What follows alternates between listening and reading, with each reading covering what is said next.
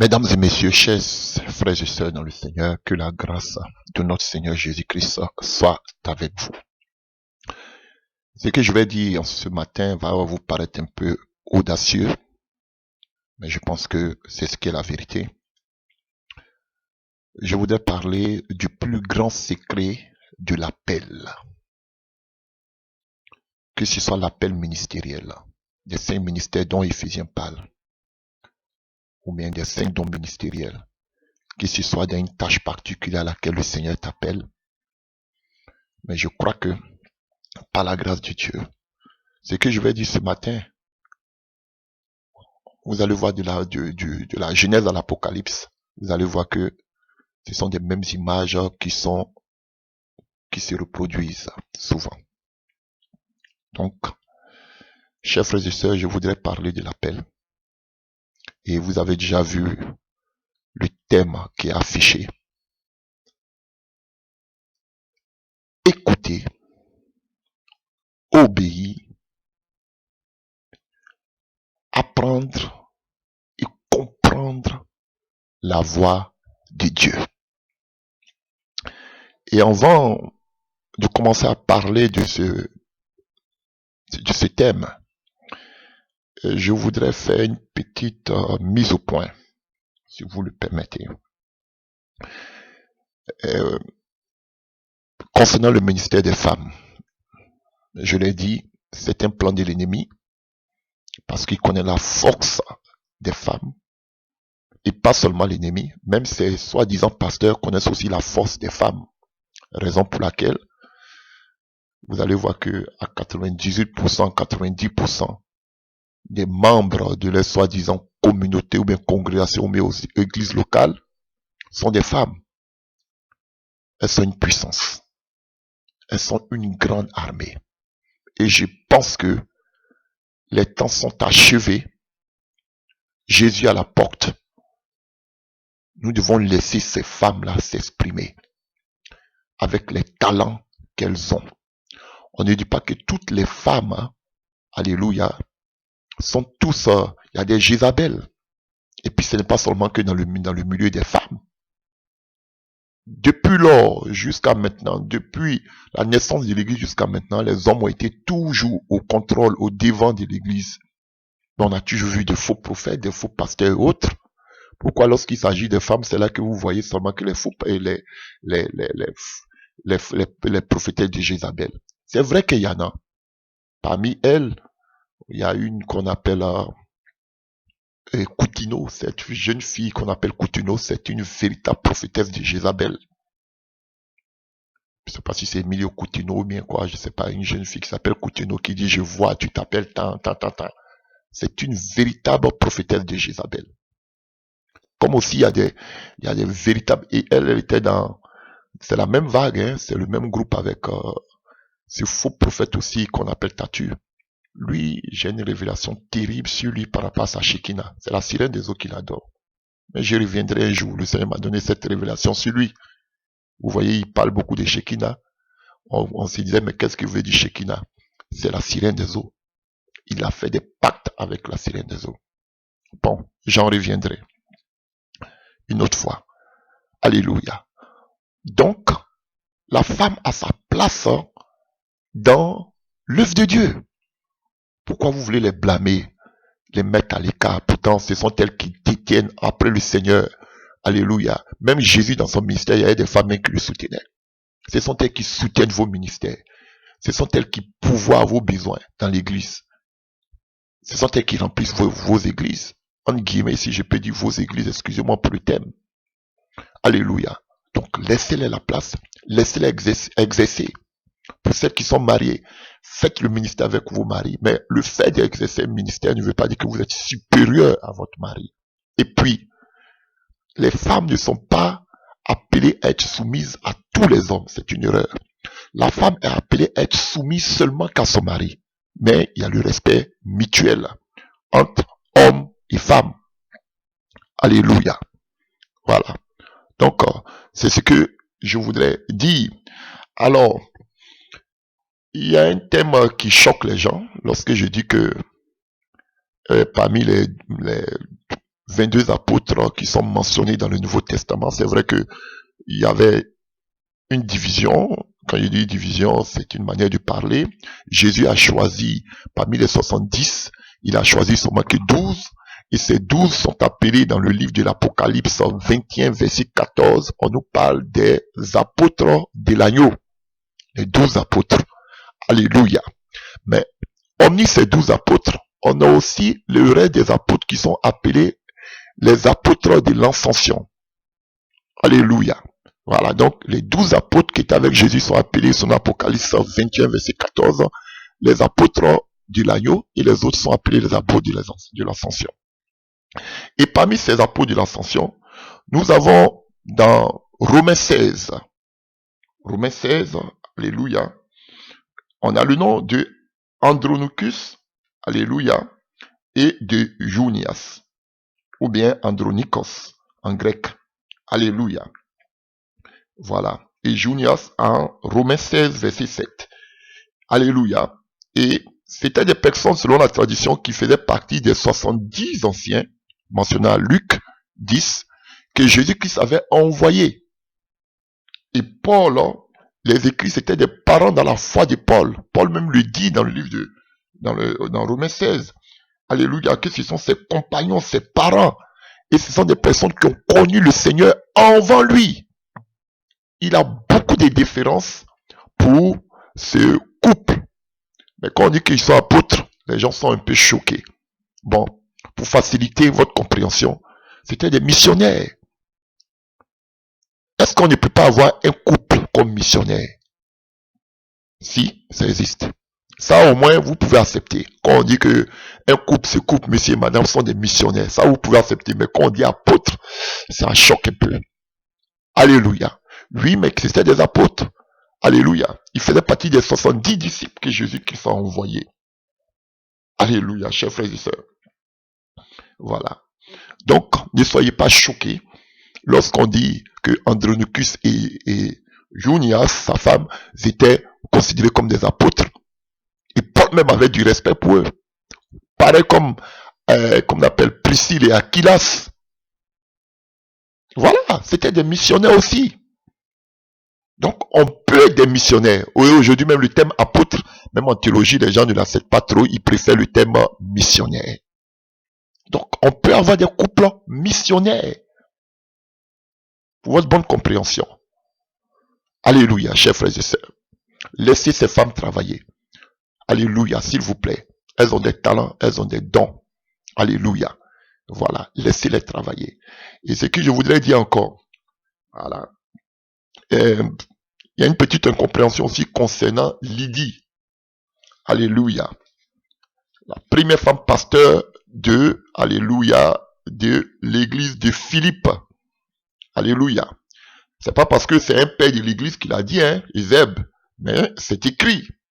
Alléluia. C'est vrai qu'on ne sait pas écrit qu'elle est ici, elle est pasteur, mais on a des indices.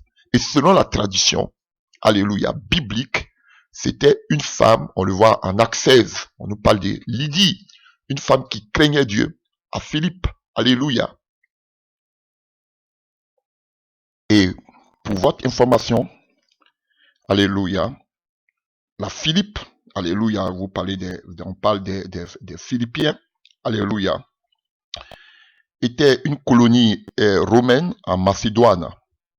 Et Paul avait fondé l'église de Philippe lors de son deuxième voyage missionnaire qu'on voit en Actes 16 à partir du verset 12. On va revenir tout à l'heure. Et l'église de Philippe avait beaucoup soutenu Paul. On peut voir en Philippiens 4 à partir du verset 15. Philippiens 4 à partir du verset 15. Alléluia. On va parler un peu avant de commencer. Alléluia. Pourtant, vous avez bien fait de prendre part à ma détresse, comme vous le savez, Philippiens, dans les premiers temps de mon activité pour la cause de l'évangile, lorsque j'ai quitté la Macédoine, aucune autre église n'est entrée avec moi dans un échange réciproque de dons matériels et spirituels. Vous seul l'avez fait. Alléluia. Donc, l'église de Philippe est la seule église qui a soutenu Paul en Macédoine. Donc, presque tout son ministère. Alléluia. Et quand nous prenons Acte 16, à partir du verset On peut prendre à partir du verset 12. De là, nous sommes allés jusqu'à la colonie romaine de Philippe. Vous avez vu? C'était une colonie romaine. Alléluia. Mais qui est en Macédoine, pardon, qu'on appelle Philippe. Ville du premier district de Macédoine. Vous voyez, en acte 12. En acte 16, verset 12, tout est dit. Nous avons passé plusieurs jours dans cette ville. Vous comprenez? Plusieurs jours dans cette ville. Et le jour du sabbat, nous nous sommes rendus lors de l'enceinte de la cité au bord d'une rivière où nous supposions que les Juifs se réunissent d'habitude pour la prière. Quelques femmes étaient rassemblées là. Nous nous sommes assis avec elles et nous leur avons parlé. Il y avait parmi elles une marchande d'étoffes de pourpre nommée Lydie, originaire de la ville de Thyatire et qui adorait Dieu. Elle écoutait et le Seigneur ouvrit son cœur de sorte qu'elle fut attentive à ce que disait Paul. Donc Lydie était déjà quelqu'un qui avait attendu l'évangile. Elle était là, en ce lieu-là où les gens priaient. Et, alléluia, alléluia, on n'a pas dit que Paul les a chassés, les amis. Elle craignait Dieu. Donc, elle écoutait ce que Paul disait. Alléluia. D'origine païenne. Elle était d'origine païenne. Mais on nous dit qu'elle adorait Dieu. Comme vous pouvez voir, comme c'est la même image avec Corneille en acte 10. Alléluia. À partir du verset 2. Il était pieux et il adorait Dieu avec tous les gens de sa maison. Pourtant, c'était un Romain. Donc, Lydie, elle était d'origine païenne, mais déjà, elle avait, alléluia, adhéré à la foi d'Israël. Alléluia.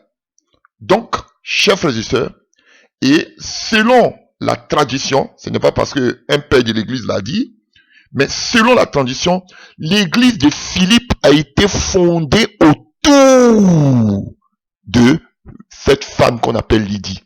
On mentionne ici qu'elle craignait Dieu, elle adorait Dieu déjà. Et selon la tradition, toute l'église de Philippe a été fondée, alléluia, autour de cette femme qu'on appelle, alléluia, Lydie. Nous voyons la salutation de Paul à l'église de Philippe, Philippiens 1, verset 1. Paul et Timothée, c'est Paul et Timothée qui écrivent, serviteurs de Jésus-Christ, saluent tous ceux qui par leur union à Jésus-Christ appartiennent à Dieu et qui vivent à Philippe, ainsi que les dirigeants de l'église et les diacres. C'est le seul épître où Paul salue, alléluia, les dirigeants, les diacres, alléluia, de l'église. Alléluia. Pourtant, il y avait Thessalonique qui était la capitale, alléluia, de la colonie romaine qui était en Macédoine. Donc, la Thessalonique était la capitale romaine en Macédoine. Et il y avait Philippe aussi qui était une ville de la Macédoine. Mais la capitale de Macédoine, à l'époque romaine, c'était Thessalonique. Alors, et quand vous voyez maintenant, c'est pas notre thème, mais rapidement, et quand vous voyez en Philippiens 4, parce que les gens se disent, mais ok, Lydie, on ne voit pas. Lydie, c'est dans la parole. Je vous recommande Philippiens 4, à partir du verset 2. Je recommande à Évodie et à Syntyche, vous voyez, de vivre en parfaite harmonie l'une avec l'autre selon le Seigneur. Je les y invite notamment. Toi, mon fidèle collègue, je te le demande, viens à leur aide.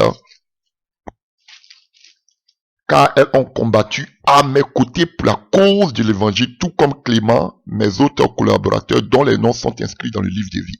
Donc, Paul avait des collaborateurs qui étaient des femmes dans le ministère. Alléluia. Pourquoi vous voulez que les femmes s'asseyent? Alléluia, chers frères et sœurs. Donc, elles ont combattu l'évangile. Il y avait plusieurs femmes qui exerçaient un rôle important, vous comprenez, un rôle important au sein de l'équipe missionnaire de Paul et à l'église de Philippe. Alléluia. L'église de Philippe s'était constituée autour de Lydie. Donc, vous avez vu, toute l'église de Philippe s'est constituée autour de Lydie. Quand Paul arrivait déjà en Philippe, il a vu une femme déjà qui craignait Dieu. On ne parle pas des hommes qui craignaient Dieu. On nous parlait d'une femme qui craignait Dieu, qui adorait Dieu déjà. Elle s'appelait Lydie. Et c'est autour d'elle, alléluia, que l'église de Philippe a été créée. C'est une vérité. C'est pas une question des pères de l'église. Vous attendez des petits mots et puis vous sautez dessus. Jésus contre les pères de l'église. Alléluia. Alors, chers frères et sœurs, tout notre enseignement d'aujourd'hui, alléluia, est renfermé dans un mot. Alléluia. La désobéissance. L'obéissance, pardon. Autant pour moi. L'obéissance. L'obéissance. Et quand je vais dans le dictionnaire, on nous dit que obéissance, c'est féminin, qui est l'action d'obéir, c'est-à-dire se soumettre, se conformer, obtempérer, suivre des règles dictées par quelqu'un ou quelque chose. Servitude, obédience, allégeance. Alléluia.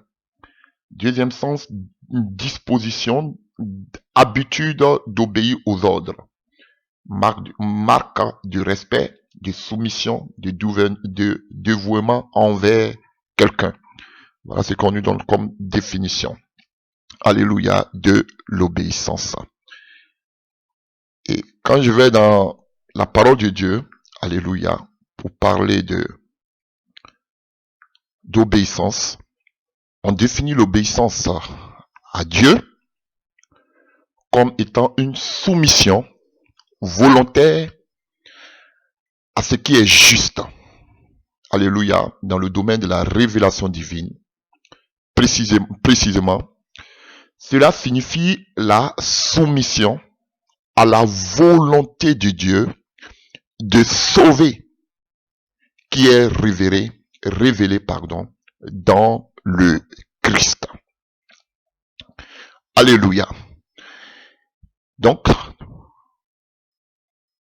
dans la Bible, on parle de la soumission à Dieu comme étant, alléluia, une soumission volontaire à Dieu de sauver qui est révélée dans le Christ.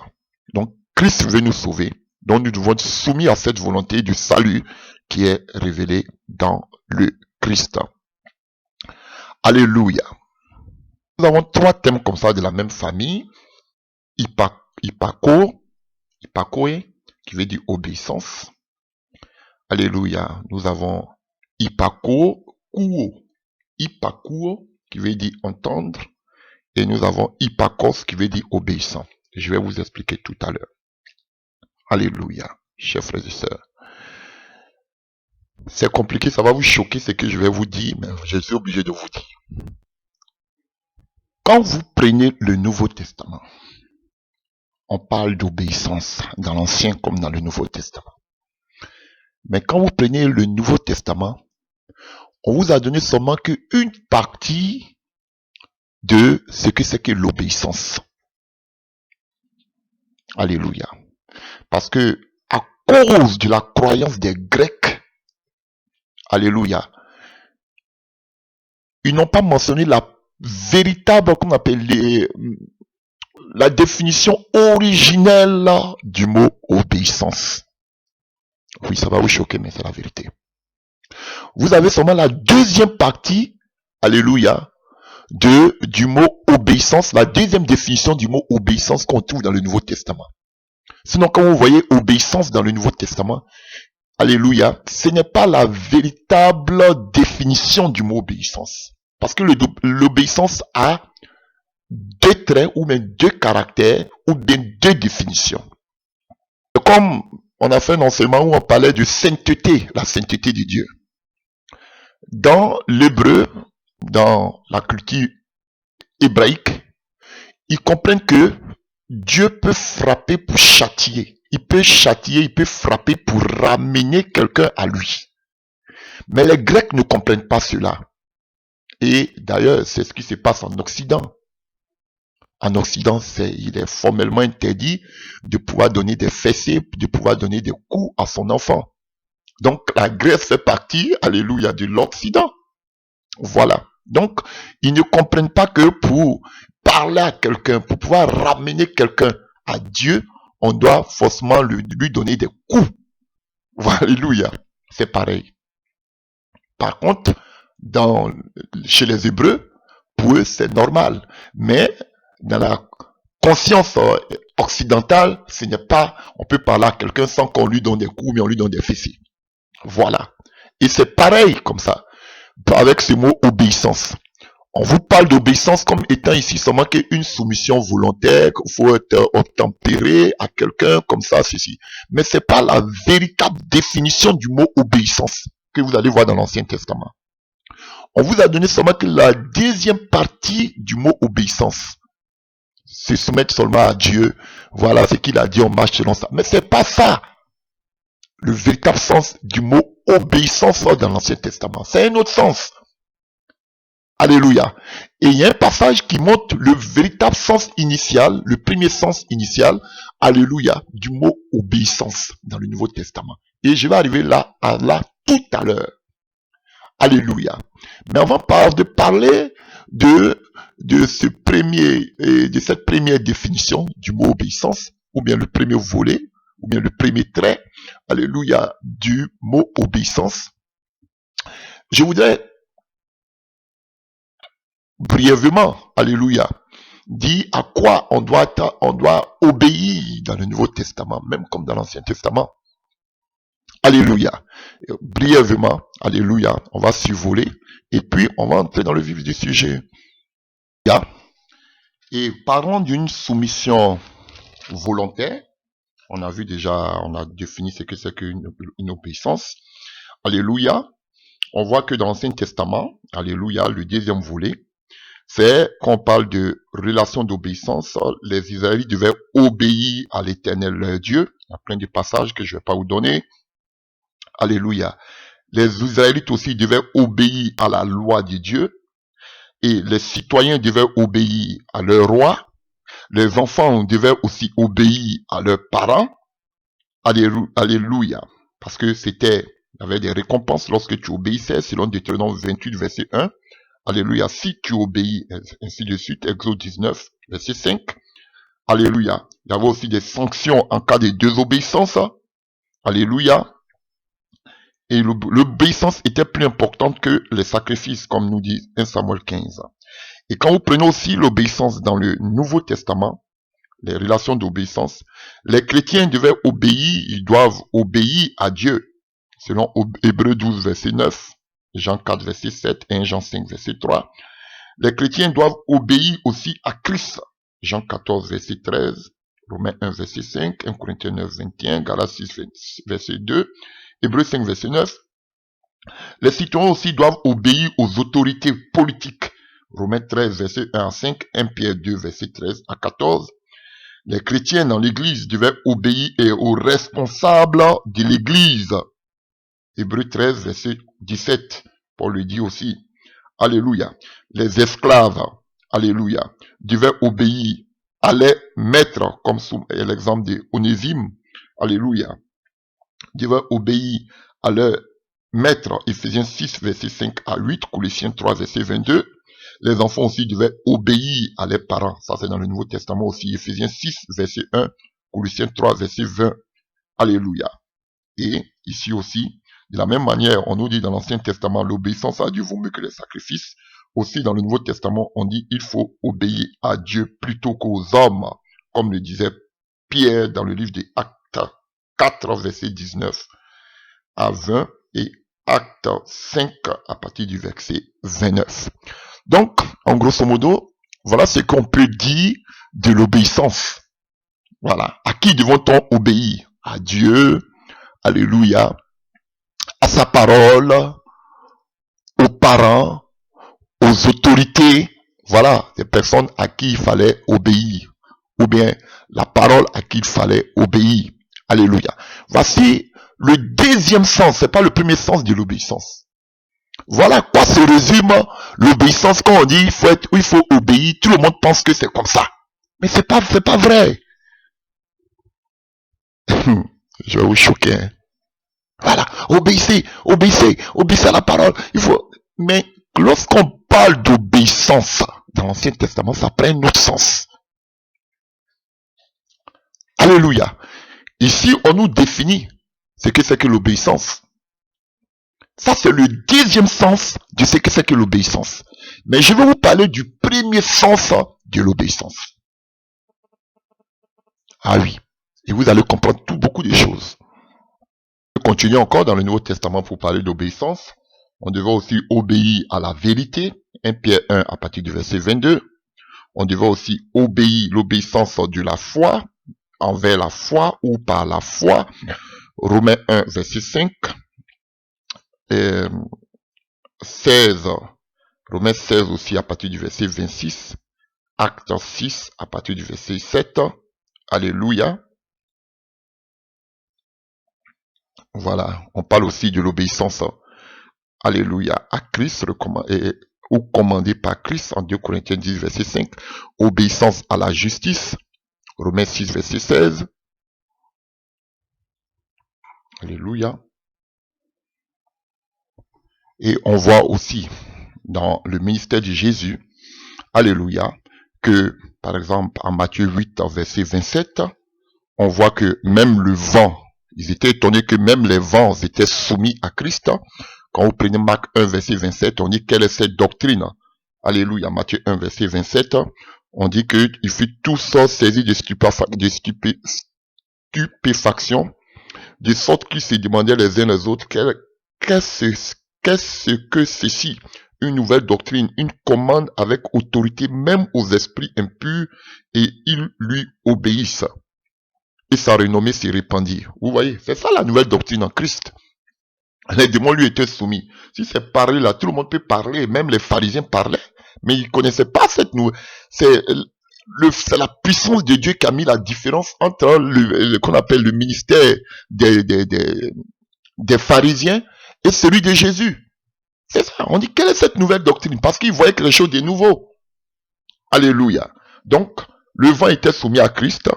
Les démons même étaient soumis à Christ. Et quand nous prenons Marc 4 à partir du verset 41, on nous dit, il fut saisi d'une grande frayeur et il s'est dit les uns les autres, quel est donc celui-ci à qui obéissent même le vent et la mer?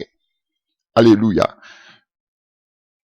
Et Luc 8 verset 25 nous parlera de l'eau, alléluia, et du vent qui était soumis aussi à Christ. Alléluia. Lorsque vous prenez aussi Luc 17 verset 6, Jésus même le dit, lui-même, alléluia, les apôtres lui disent, ô Seigneur, augmente-nous la foi. Et le Seigneur dit, si vous avez de la foi comme un grain de sénévré, vous direz à ce sycomore, déracine-toi et plante-toi dans la mer, et il vous obéira. Ou bien vous obéirez. Alléluia. Et Paul maintenant nous dira dans Romains 6, à partir du verset 12 et 16, que nous ne devons pas obéir au péché, parce que au verset 16, en obéissant au péché, nous devenons esclaves du péché. Alléluia. Alléluia. Il y a obéi aussi à l'évangile. On peut prendre Actes 6, verset 7. On nous dit, Actes 6, verset 7, la parole de Dieu se répandait de plus en plus, le nombre des disciples augmentait beaucoup à Jérusalem, et une grande foule de sacrificateurs obéissait à la foi, ou à l'évangile. Vous pouvez faire aussi à Romains 6, verset 17. Romains 10, verset 16, 2 Thessaloniciens 1, verset 8, Hébreux 5, verset 9, Hébreux 11, verset 8. Alléluia. Donc, je vous fais un grand aperçu. Alléluia. Et pour que vous puissiez comprendre à quoi il fallait obéir dans le Nouveau Testament. Mais je vais vous envoyer quelque part. Alléluia. Je vais vous envoyer quelque part. Pour que vous voyez dans toutes les définitions de obéissance, les mots qui parlent d'obéissance, alléluia. Avant de parler de cela, on nous dit que notre Seigneur Christ, selon Philippiens 2, a été obéissant jusqu'à la mort, n'est-ce pas? Alléluia. Maintenant, ce que je voudrais dire, je vous ai égrené, vous savez tout ce qu'il a, le Nouveau Testament dit de l'obéissance. Vous savez tous. Pour quelqu'un qui est lecteur de la parole. Alléluia. J'ai fait cet aperçu pour que vous puissiez comprendre.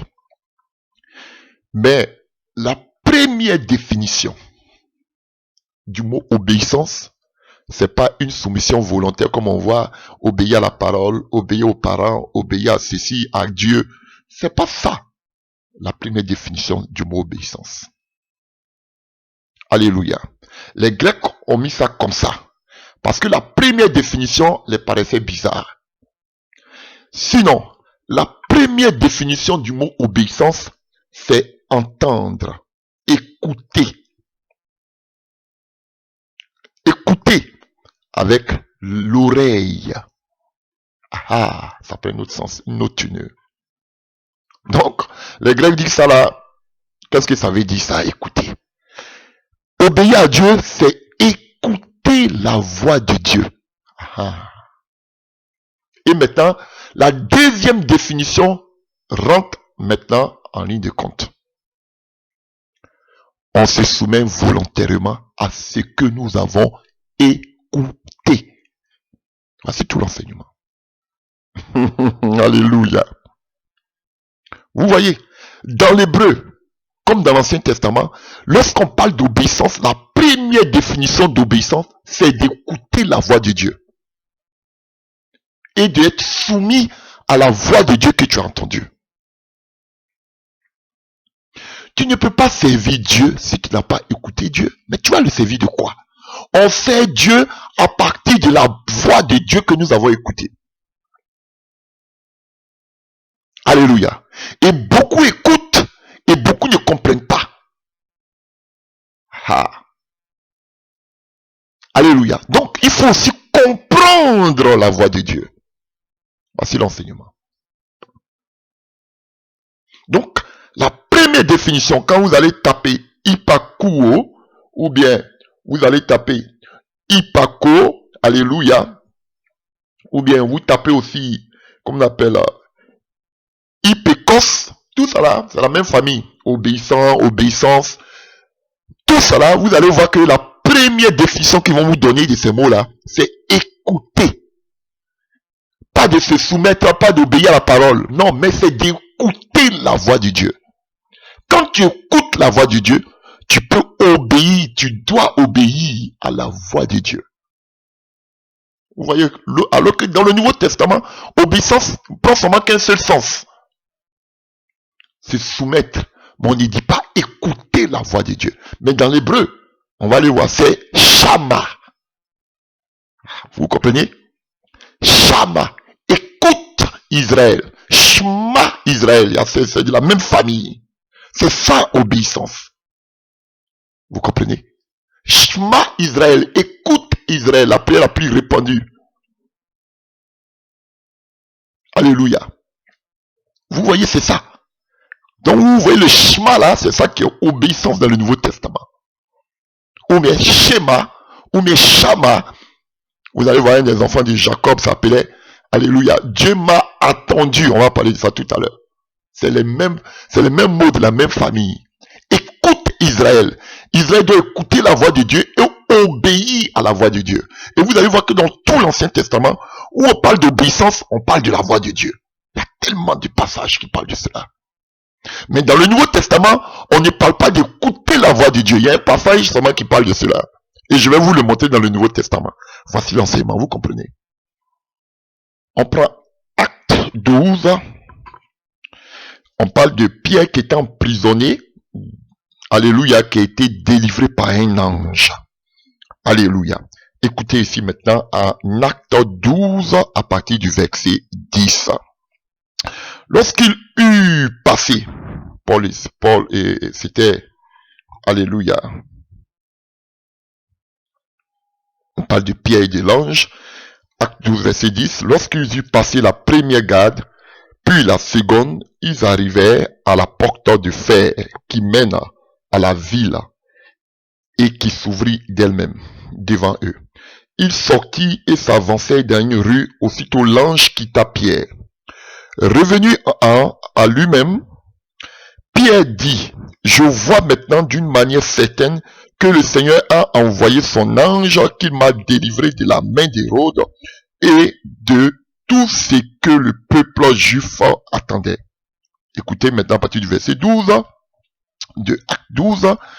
Après avoir réfléchi, il se dirigea vers la maison de Marie, mère de Jean, surnommé Marc, où beaucoup de personnes étaient réunies et priaient. Il frappa à la porte du vestibule et une servante nommée Rhode s'approcha pour écouter. Alléluia.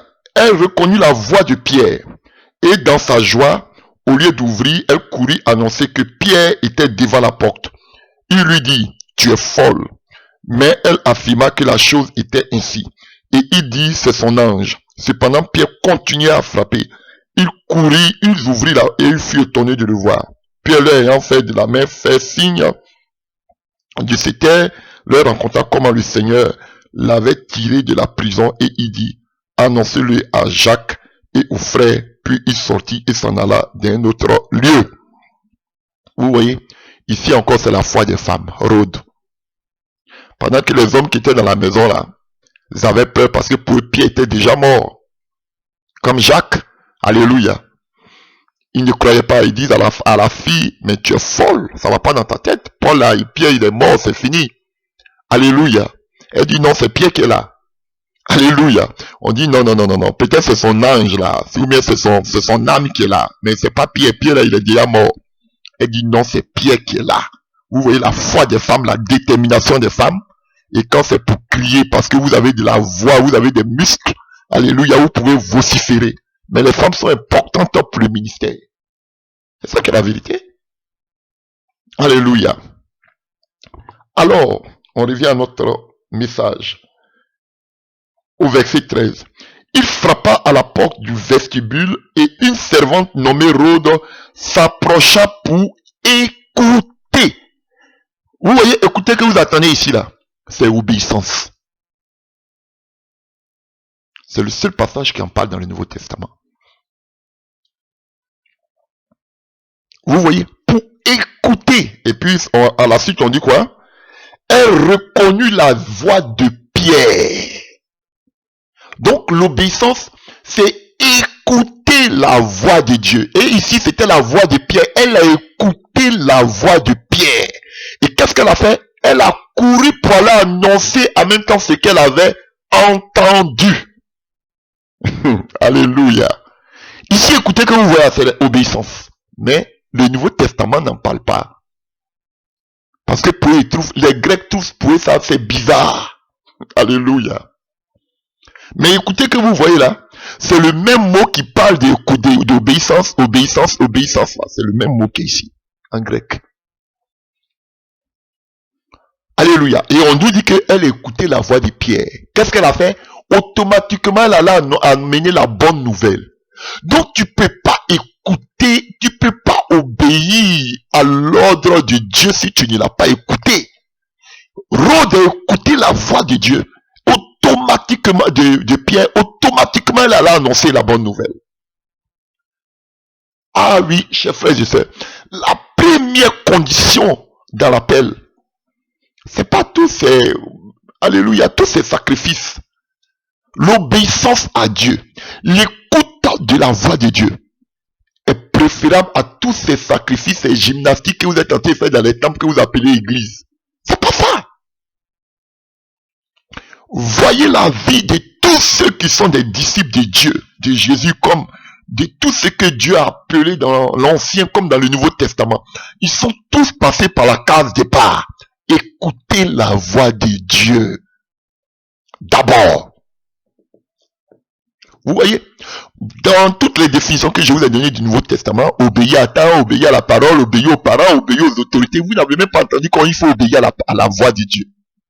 Mais le vrai sens du terme obéissance, la première définition du sens du mot obéissance, c'est d'écouter la voix de Dieu. Mais vous n'avez pas vu ça dedans. Vous voyez la définition originale de ça. Et quand vous allez taper tous ces mots en grec que je vous ai dit là, vous allez voir, en plein temps vient obéir. Tu peux pas obéir si tu n'as pas écouté. Ils vont dire oui, on a la parole écrite. Mais, alléluia, bibliquement parlant, c'est pas la parole écrite. Bibliquement parlant, ça attend la voix de Dieu. Et acte que nous voulons de lire, nous donnons la véritable définition du mot obéissance. Abraham. Dieu l'appela, il écoutait la voix de Dieu. Et Dieu lui dit, va loin de ta famille. Et il a obéi. Prenez toute la Bible. Moïse, alléluia, Dieu lui a parlé au milieu du feu. Et Dieu lui donne maintenant sa mission. Va, je t'ai choisi, mon peuple en train de souffler en Égypte. Va. Dieu maintenant lui donne la mission. Il a écouté Dieu. Et maintenant il obéit. Il ne voulait pas obéir parce qu'il dit qu'il ne sait pas parler. Dieu dit va. Mais comment veux-tu obéir à quelque chose que tu n'as pas entendu? On vous prêche de tout silencieux, appel de Dieu. Là, le plus grand enseignement, c'est l'appel de Dieu. On parle d'obéissance. Mais l'obéissance, la première définition de l'obéissance, c'est écouter la voix de Dieu. Shema, ou mais Shema. On va voir ça tout à l'heure. Dans l'hébreu. Vous voulez que je prenne encore quel serviteur? Ils sont nombreux dans la Bible. Ils ont tous écouté la voix de Dieu. Jérémie, Dieu l'appelle. Avant que tu étais dans le sein de ta mère, je t'avais appelé. Même Ézéchiel. Dieu les parle. Et Dieu les donne maintenant les missions. Va prophétiser sur ce peuple. Dieu les parle. Ils écoutent la voix de Dieu. Ésaïe, pareil. Le petit Samuel. Dieu l'appelle. Oh, pendant que je parle, mon oreille est en train de chauffer. Alléluia. Mon oreille chauffe. Je sens le feu dans mon oreille pendant que je parle. Alléluia. Alléluia. Oh, merci, Saint-Esprit. Donc, vous comprenez. Le petit Samuel, Dieu lui parle d'abord avant que Dieu lui dise ce qu'il a à faire. Il écoutait d'abord la voix de Dieu. Et là encore, je vais vous dire, on doit apprendre à comprendre Dieu, à apprendre la voix de Dieu, à connaître la voix de Dieu. On dit qu'il ne connaissait pas parce qu'il n'avait pas appris. Oui, je vais vous dire qu'on peut apprendre la voix de Dieu, à comprendre la voix de Dieu, à connaître la voix de Dieu. Parce que Dieu parle, mais il faut comprendre ce que Dieu dit. Bon, je vais vous en parler tout à l'heure. Alléluia, vous êtes avec moi, j'espère. Alléluia, vous n'êtes pas choqués. Mais c'est ça la vérité. Le vrai sens du mot obéissance, c'est écouter la voix de Dieu. C'est pas obéir aux parents, obéir à la loi, obéir à l'évangile. C'est beau, obéir aux autorités, c'est pas ça. Le vrai sens du mot obéissance, c'est entendre la voix de Dieu. Alléluia. Il y a tellement je peux donner des exemples. Alléluia. Les chrétiens, les Paul, et plus tard, pendant qu'ils étaient en train de prier, alléluia, qu'on appelle Antioche, la voix de Dieu encore va se faire entendre, parce que c'est ça c'est une autre aussi, on peut entendre la voix de Dieu par des prophètes. On va voir ça aussi dans les véritables prophètes. Je vais vous montrer aussi dans l'Ancien Testament. Maintenant, la voix de Dieu sort par prophétie pour dire, mettez Paul et Barnabas, voix de Dieu, Shema, en hébreu. Écoutez, écoute, ou bien Shema. Il y a beaucoup de personnes, on va voir ça tout à l'heure. Et voici ce qu'il appelle avec l'église. Ils n'attendent pas Dieu, il se lève, il va annoncer. Dieu t'a dit quoi? Voici tout le problème aujourd'hui. On dit non, on n'a pas besoin d'écouter la voix de Dieu. On peut aller en théologie, on sort. On peut servir Dieu. On peut rester à côté d'un pasteur, on s'élève, on sort. On peut aller servir Dieu. Pourquoi on doit forcément écouter la voix de Dieu avant de lui servir? Voici toute la gangrène de l'église aujourd'hui. Alléluia. L'essentiel, Dieu ne se répand pas de ses dons. Toi, gagne seulement des âmes. Il faut gagner seulement des âmes. Faut bâtir. Faut mettre, comme on appelle, faire des bâtiments. L'essentiel, tu es dans la volonté de Dieu. L'essentiel, que ton lieu soit rempli. L'essentiel, que les gens soient convertis. Tu es dans la volonté de Dieu. Qui vous dit ça? Qu'est-ce que Dieu t'a dit? Voici le premier point. Voici l'élément essentiel de l'appel de Dieu. Écoutez la voix de Dieu. On ne vous prêche pas là-dessus. Est-ce que tous ces pasteurs, tous ces révérends, bishops, prophètes, prophétesses, est-ce qu'aujourd'hui, tout ce qu'ils ont fait comme bâtiment, ils sont en train de bâtir, c'est Dieu qui l'a parlé à l'oreille? Parce que c'est ça qui veut dire, textuellement obéir. C'est Dieu qui l'a parlé à l'oreille de faire tous ces bâtiments-là. Voilà comment l'église est malade. On vous dit que Dieu parle dans le cœur, mais l'obéissance, on ne parle pas de l'obéissance, on ne parle pas de attendre la voix de Dieu dans le cœur. Non, on parle de attendre la voix de Dieu dans l'oreille. Rhodes, elle n'a pas entendu la voix de Pierre dans son cœur. Elle a entendu la voix de Pierre par l'oreille. Non, je connais les gens, ils vont dire, ah non, Dieu parle dans le cœur. Non, non, non, c'est pas de ça on parle. On parle d'attendre Dieu dans l'oreille. Elle a entendu Pierre à l'oreille. Et elle allait annoncer ce qu'elle a entendu. Si Dieu ne t'a pas parlé, comment veux-tu aller annoncer? Comment veux-tu bâtir? Comment veux-tu faire l'œuvre de Dieu? Aujourd'hui, sentez de combattre la voix de Dieu. Ça, c'est tout le problème. Discipline, non, faut écouter d'abord la voix de Dieu. Ça, c'est le préalable. Alléluia. C'est ce que je voulais vous dire. Voici le vrai sens du mot obéissance. Alléluia. C'est écrit, hein, quand vous prenez tous ces mots en grec, dès que vous commencez, alléluia, vous faites la traduction, on vous dit écoutez, écoutez, écoutez, écoutez. D'abord, et puis après, obéir vient. Mais vous allez voir que dans le Nouveau Testament, ils ont laissé ce côté écouter là, mais ils ont mis obéir à la parole de Dieu, obéir à ses commandements, obéir aux autorités, obéir aux parents, obéir à la vérité. Mais le véritable sens du mot obéissance, c'est écouter la voix de Dieu. Alléluia, c'est merveilleux. Alléluia. Alors, allons-y maintenant dans l'Ancien Testament. Donc vous avez vu, tous les serviteurs de Dieu, ils ont d'abord écouté la voix de Dieu. Les véritables. On écoute la voix de Dieu et maintenant lorsque tu as écouté la voix de Dieu, tu peux obéir à la voix de Dieu. Comme tu peux désobéir. Alléluia. C'est le cas de Jonas. Il a écouté la voix de Dieu mais il voulait désobéir. Mais si Dieu parle, toi tu n'as pas obéi, alors mais c'est le jugement de Dieu maintenant qui s'abat sur toi. Et beaucoup sont dans l'aveuglement, ils ont l'oreille, ils ne peuvent pas comprendre. Alléluia, chers frères et sœurs. Ils ne comprennent pas. Je vous dis pourquoi ils ne comprennent pas, parce qu'ils sont incrédules. Alléluia.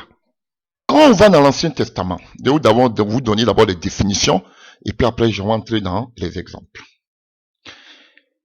Lorsqu'on parle de obéir dans l'Ancien Testament, alléluia, on parle de Zama. Alléluia. S-A-D-M-A. Alléluia. Zama. C'est la même famille que Shema, alléluia. Avec, qu'on appelle Zama, avec Shema, avec Sima, Shima, alléluia. Shimea, Shama, alléluia. Simeon, Shimon, alléluia. Un des enfants fils de Jacob, Simeon, que vous voyez, Simeon, Shimon, tout ça là s'entendre. Alléluia. Shima, Shema, alléluia. Vous voyez, chers frères et sœurs. Et on nous dit quoi ici? Sama, ou même Shema, ou Shama, il y a plein de, c'est la même famille. Veut dire quoi? Entendre. Alléluia. On va même d'abord, je veux qu'on répacte dans le Nouveau Testament. Alléluia.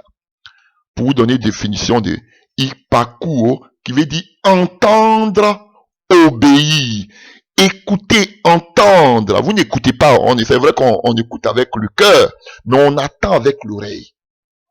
Et quand vous prenez ici Sama, qui parle d'obéissance dans l'Ancien Testament, on nous dit entendre, écouter, entendre, obéir. Vous avez où ils ont mis obéir?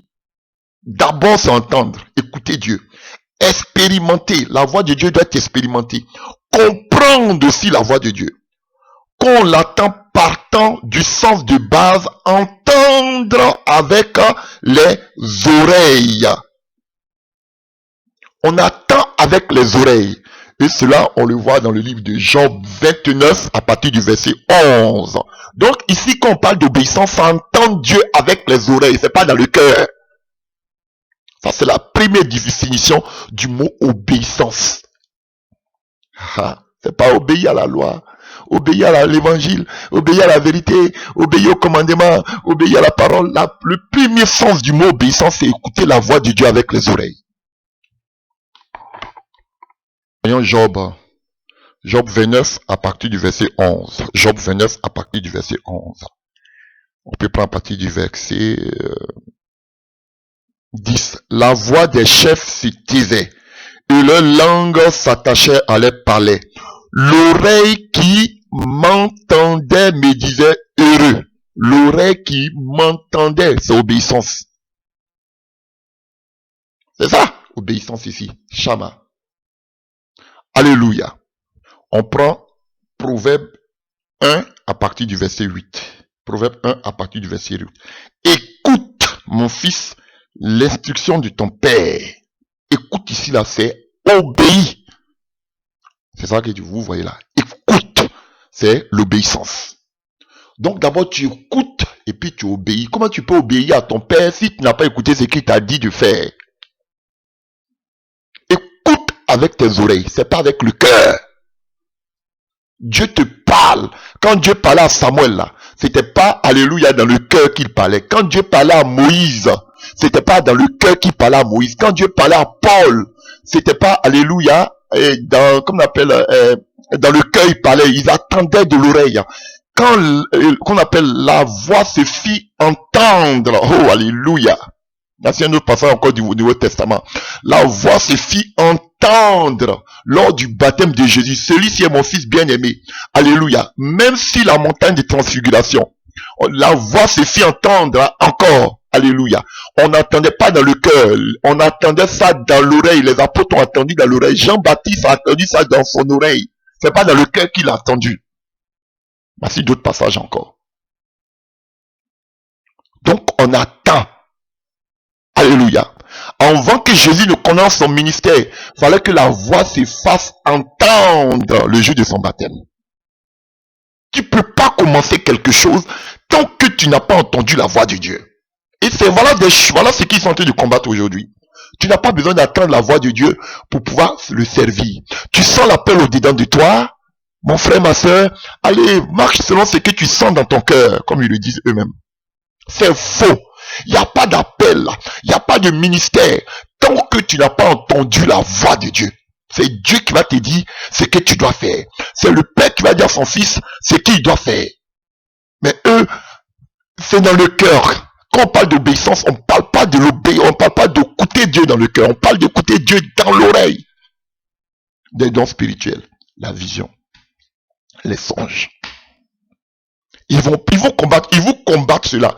Tu n'as pas besoin de cela. Si tu sens au-dedans de toi que tu as envie, tu sens que tu veux, alléluia. Chacun peut s'élever pour dire qu'il a ses désirs dans son cœur. Tu vas à l'école théologique, tu sors, tu peux sortir pasteur.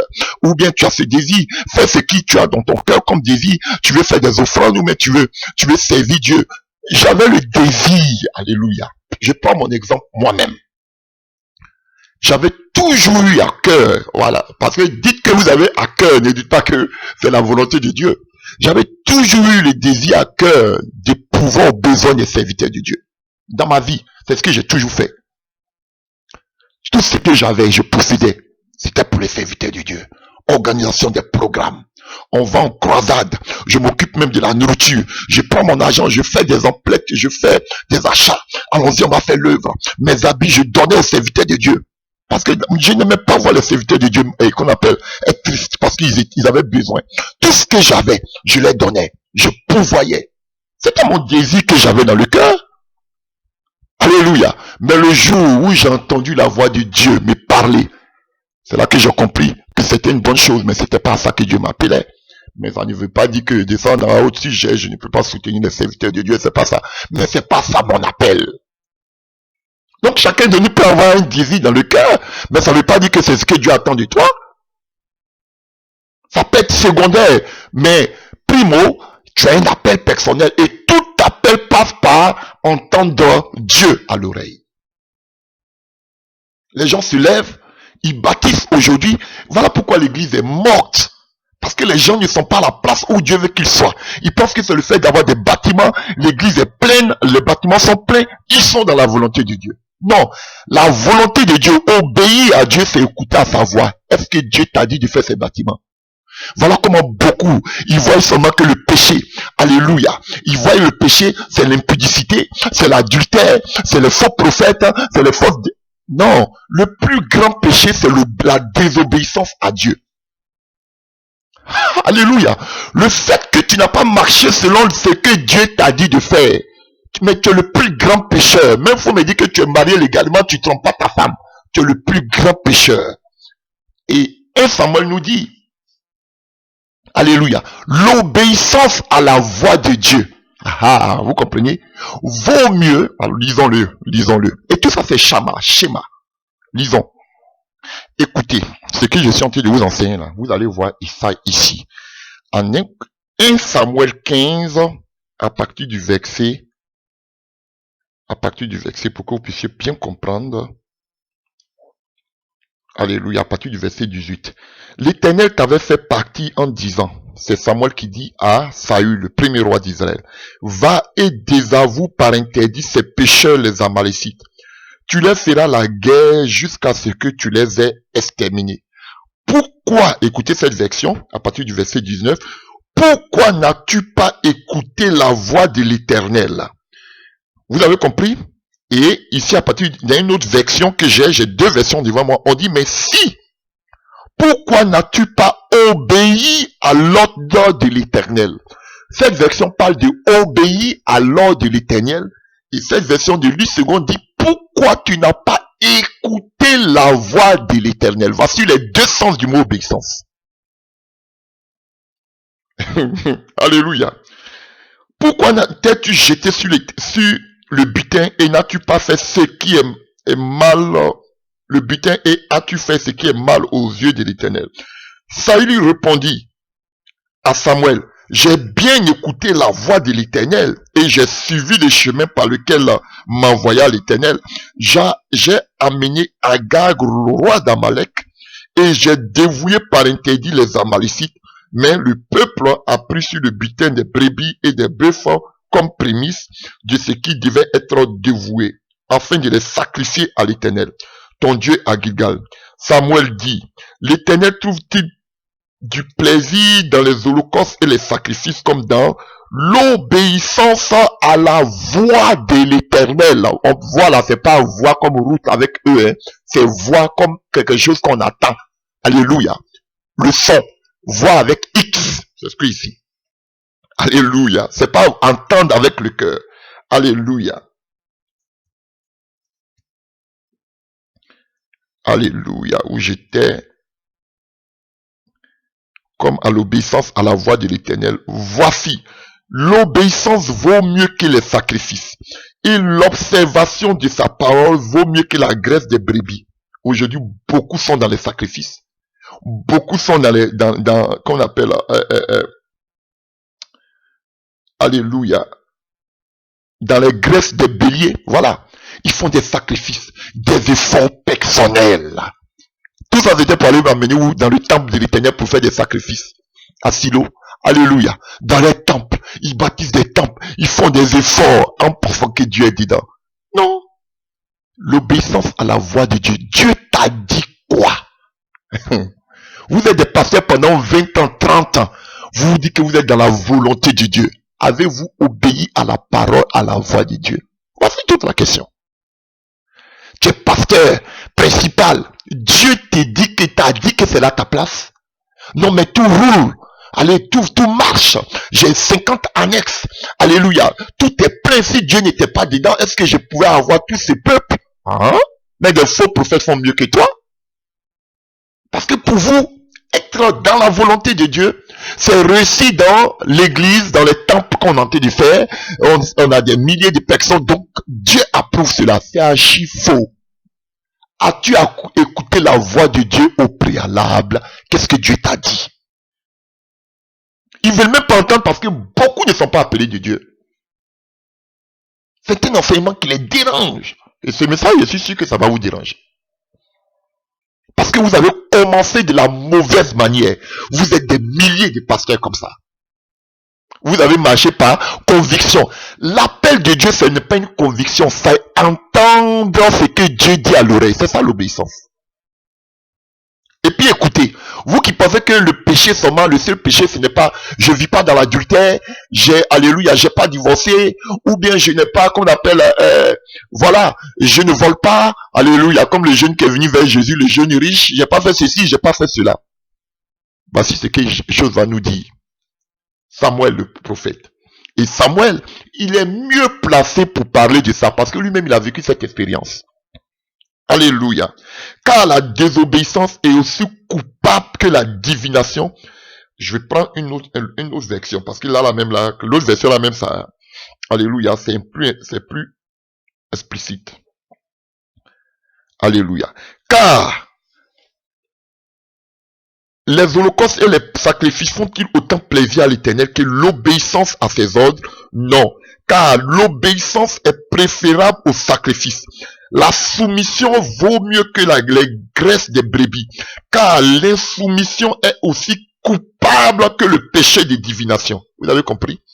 La désobéissance est aussi grave que le péché d'idolâtrie. Quelque chose que Dieu hait. Tu prends un autre Dieu et tu le fais égal à Dieu. Dieu a horreur de l'idolâtrie.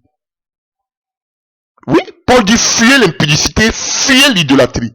Donc le péché de l'idolâtrie est coupable même que le péché sexuel. Et plus grave même encore. Si vous voyez dans l'Ancien Testament, tout ce que Dieu a tué, même dans le désert, c'est à cause de l'idolâtrie. Il ne joue pas avec. Et quand tu n'écoutes pas, tu ne marches pas selon la voie de Dieu, tu es un idolâtre.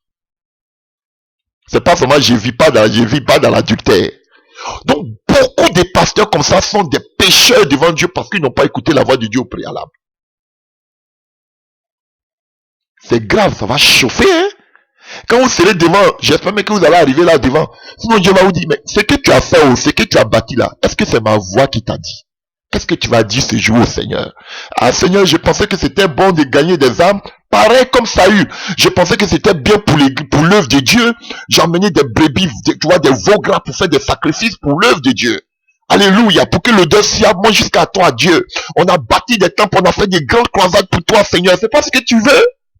Est-ce que c'est moi, je t'ai dit de le faire? Tu as entendu ma voix? Ah, ce jour-là, ça va chauffer.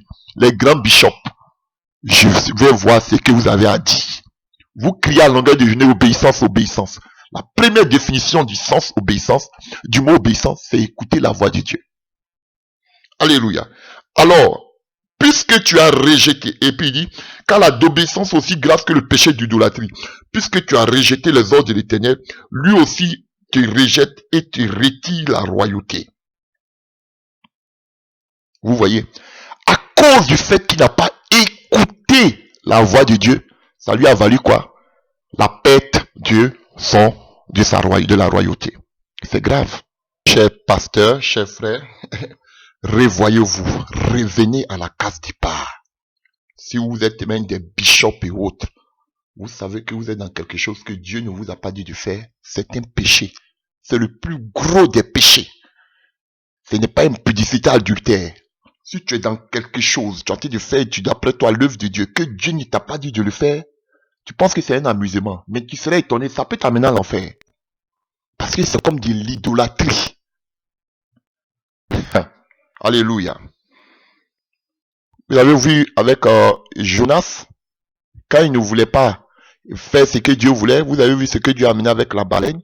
Vous avez vu le jeune serviteur, le qu'on appelle à Bethel, le jeune prophète, il n'a pas entendu la voix de Dieu, il n'a pas marché selon la voix de Dieu. Vous avez vu ce qui lui est arrivé. Et à plus forte raison, si le jugement doit commencer par l'église. Vous jouez. Vous êtes là. Adultère, impudicité. C'est ça que vous voyez comme péché. Mais vous qui vous partez à l'école théologique, vous sortez, vous devenez pasteur, le Seigneur ne vous a jamais appelé, ne vous a jamais dit de faire cela. Vous le faites. Vous pensez que vous êtes dans la volonté de Dieu. Mais vous péchez. Vous qui vous êtes levé, vous êtes autoproclamé pasteur, prophète, bishop.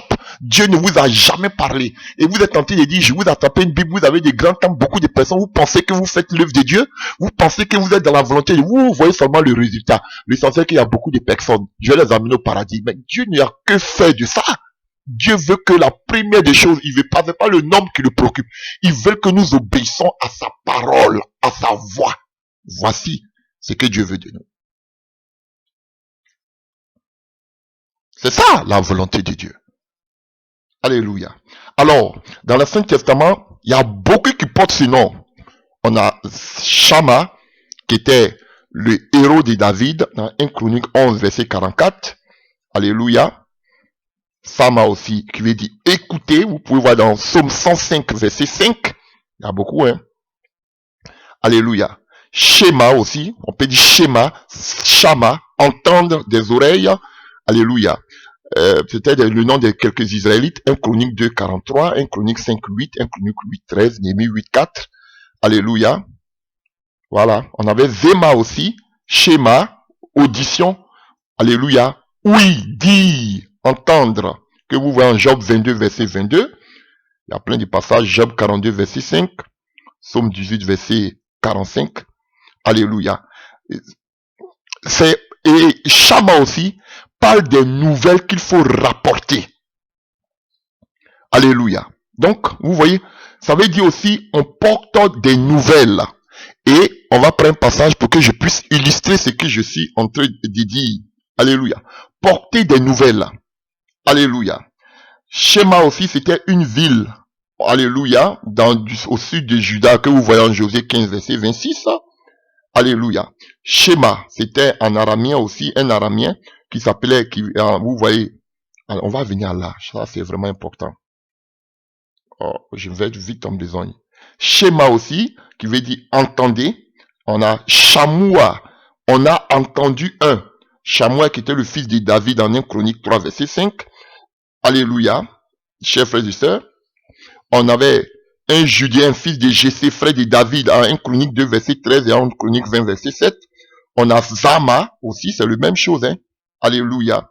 On a Shama. Jéhovah Shama. Alléluia. On a Chiméa, qui veut dire appeler. Vous avez vu? Dieu t'appelle. C'est Chiméa. Voilà. Tout ça, Dieu t'appelle en écoutant sa voix. Et tout ça, ça fait partie de, vous voyez, écouter Dieu. On dit, est-ce que Dieu t'a appelé? Est-ce que Dieu t'a appelé? C'est ça. La voix, est-ce que tu as entendu la voix de Dieu? C'est ce que ça veut dire. Et un appelé, c'est Chiméa. En hébreu. Alléluia. Vous pouvez voir, c'était le nom de Dieu de 8 en 1 Chronique 6, verset 15 et 24. Alléluia. Je parle rapidement pour que, alléluia. Allez, tout ça c'est écouter, appeler. Alléluia. Shemea et Hashema, entendant. C'était des benjamites compagnons de David. Vous voyez 1 Chronique 12, verset 3. Alléluia. Qui veut dire écoutez. Shiméon, fils de Jacob. En Genèse 29, verset 33. Ses descendants, vous pouvez voir aussi en Josué 19, verset 1 à 8. Alléluia. Voilà. Donc, vous pouvez voir aussi en Esdras 10, à partir du verset 31. Et tout ça, ça veut dire entendre. Alléluia. Et c'est le même mot aussi qui vient de la même famille, Shimishimea, qui veut dire mon élévation. Alléluia. Chers frères et sœurs. Alléluia. Prenez un exemple pour parler de rumeurs. Alléluia. Du rapport. Prenons Genèse 29, verset 13. Genèse 29, verset 13, c'est Laban. Laban qui dit quoi?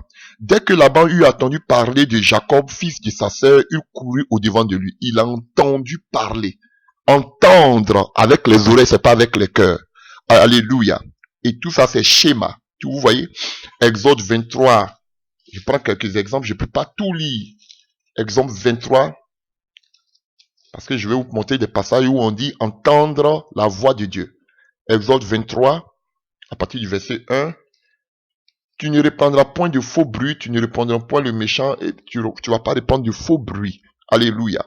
Il y a plein de passages. Alléluia. Vous montrer qu'on entendait avec l'oreille, c'est pas dans le cœur, parce que beaucoup disent que c'est la conviction du cœur. Je vais vous montrer que c'est avec les oreilles qu'on entend. Daniel 3, à partir du verset 5. Homme de toute langue, au moment où vous entendrez le son de la trompette de chalumeau. Tout ça, c'est obéir. Vous devez obéir. Vous devez vous mettre en genoux. Vous entendez. Vous voyez? Ça, on est dans le livre de Daniel. 5, droit à 5. 7 aussi. C'est pourquoi au moment où tout le peuple entendait le son de la trompette, vous voyez, ils ont commencé à obéir. Il n'y a pas d'obéissance s'il n'y a pas écoute. Alléluia. Chers frères et sœurs, il y en a partout dans le livre de Daniel. Daniel 5, 14, 23. Et Daniel 6, verset 15. Daniel 7, verset 27. Daniel 7, à partir du verset 27. Alléluia. Le règne, la domination et la grandeur de tous les royaumes qui sont sous les cieux seront donnés au peuple du saint peuple du Très-Haut. Son règne est un règne éternel et toutes les dominations lui serviront et lui obéiront. Vous voyez? Maintenant, ça c'est le sens. Tout ça c'est schéma. tout ça. Alléluia. Je vais prendre un passage un peu rapidement là. 1 Roi 6 à partir du verset 7. Lorsqu'on bâtit la maison de Dieu, on s'est servi de pierres tout taillées, ni de marteaux, ni d'âches, ni aucun instrument de fer ne fut entendu dans la maison pendant qu'on la construisait. Lorsqu'on construisait la maison de Dieu, alléluia, on n'attendait pas ces schémas, on n'attendait pas tous ces bruits, ces bruits de casseroles que vous faites sur la place publique. Quand Dieu t'appelle, c'est dans le secret, comme dans Samuel. Alléluia. Pour faire l'œuvre de Dieu, c'est dans l'intimité entre toi et Dieu te donne les ordonnances, ses ordres. Alléluia. Mais vous faites des bruits pour montrer que vous bâtissez ici, vous faites ici, vous avez des temples et autres. C'est du bruit. Mais quand tu entends Dieu, alléluia, Dieu travaille dans l'intimité. Tranquillement, il te dit où tu dois passer. Tu n'as pas besoin de faire du bruit comme vous le faites là. Allons en eau profonde. Ésaïe 6. Tellement de passages qui en parlent, tellement de passages.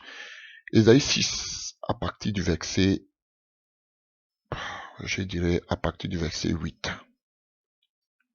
Alléluia. À partir du verset 5 pour mieux comprendre. Alors j'ai dit, malheur à moi, je suis perdu, car je suis un homme dont les lèvres sont impures. J'habite au milieu d'un peuple dont les lèvres sont impures. Et mes yeux ont vu le roi, l'Éternel des armées. Mais l'un des séraphins vola vers moi, tenant à la main une pierre ardente qu'il avait prise sous l'autel avec des pincettes. Il en toucha ma bouche et dit, ceci a touché tes lèvres. Ton iniquité est enlevée et ton péché est expié. Écoutez à partir du verset 8 d'Ésaïe 6. J'entendis la voix du Seigneur. Alléluia. Tout ça c'est Shama. Disant, qui enverrai-je et qui marchera pour nous? Il a entendu la voix de Dieu. Je répondis, me voici, envoie-moi. Il dit alors, va et dis à ce peuple. Il a entendu la voix de Dieu. La première des choses. Et Dieu maintenant lui donne la mission. Alléluia, chers frères et sœurs. Et maintenant, comprenez. Et il dit alors, va et dis à ce peuple, vous entendez et vous ne comprendrez point. Vous verrez et vous ne saisirez point. Rends sensible le cœur de ce peuple, endurcis ses oreilles et bouche-lui les yeux pour qu'il ne voie point de ses yeux et qu'il n'entende point de ses oreilles, ne comprenne point de son cœur et ne se convertisse point et ne soit point guéri. J'ai dit jusqu'à quand, Seigneur? Et il répondit jusqu'à ce que les villes soient dévastées, privées d'habitation. Donc ici déjà, on voit tout l'enseignement. 1, on attend la voix de Dieu. 2, Dieu te donne la mission. 3, il te dit, va et dis à ce peuple. Alléluia. Mais maintenant, il y a attendre la voix et comprendre la voix de Dieu. C'est tout le problème aussi. Le premier problème, c'est d'abord même que Dieu te parle. Deuxième problème, c'est de comprendre ce que Dieu veut de toi. Et là, ça c'est le problème aussi de ceux qui n'ont pas la maturité. Alléluia. Et dans ce domaine, lorsque tu ne comprends pas, tu peux interroger le Saint-Esprit, mais aussi, vous allez avoir des passages où Dieu aussi utilisait des prophètes pour envoyer ce message. Alléluia. Chers frères et sœurs. Donc, Dieu parlait de beaucoup de manières. Alléluia. On voit que dans Deutéronome, il parlait dans le feu. Alléluia. Il a parlé par le feu. Et vous pouvez voir ça en Deutéronome 4, verset 10 à 12. 33 aussi, 36. Deutéronome 5, verset 23. On voit que Dieu parle là dans le feu. Dans le livre de Job 37, verset 2, on voit que Dieu aussi, alléluia, ou bien Ésaïe 30, verset 30, alléluia, on voit que Dieu aussi parle là par un orage. Alléluia, chers frères et sœurs. Dieu parle aussi par ses prophètes. Alléluia. Dieu parle aussi par ses prophètes. Alléluia. Et vous pouvez voir ça dans Ésaïe 1, verset 10, Ésaïe 32, verset 9, Ésaïe 49, verset 1, Jérémie 13, verset 1, verset 15, et Osée 5, verset 1. Et c'était toujours cette même adresse. Écoute Israël, écoute ma voix. Souvent même, il prend la voix, écoute la voix de Dieu, écoute la parole de Dieu, écoute ma voix. Alléluia. Et vous le voyez aussi dans, alléluia, Deutéronome 4, verset 1 et Deutéronome 6, verset 4. Tout ça, alléluia, c'était le coup de la voix de Dieu. On va entrer en profonde. Alléluia. Deutéronome 4, rapidement. Déjà en Deutéronome 6, verset 4. Écoute Israël, l'Éternel notre Dieu est le seul éternel. Écoute-la, c'est l'obéissance. Alléluia. Chers frères et sœurs. Et Deutéronome 31 aussi, verset 12. Psaume 34, verset 12. Toujours, alléluia, c'est écoutant la voix de l'Éternel. Et regardez ce qui suit. Écoute, toujours Deutéronome 6, verset 4. Écoute Israël, l'Éternel notre Dieu est le seul Dieu. Tu aimeras l'Éternel ton Dieu de tout ton cœur, de toute ton âme et de toute ta force, et ces commandements que je te donne aujourd'hui seront dans ton cœur. Tu les inculqueras à tes enfants. Et tu les parleras quand ils seront dans ta maison. Donc, on devait apprendre la voix, les préceptes de Dieu, ce que Dieu a dit aux enfants. Donc, chers frères et sœurs, les enfants ne comprennent pas la voix de Dieu. Le peuple d'Israël était auprès de la montagne. Ils ont entendu la voix de Dieu comme un tonnerre. Mais les enfants ne l'ont pas appris, ne l'ont pas compris. Donc, on ne peut pas comprendre la voix de Dieu quand on est un enfant.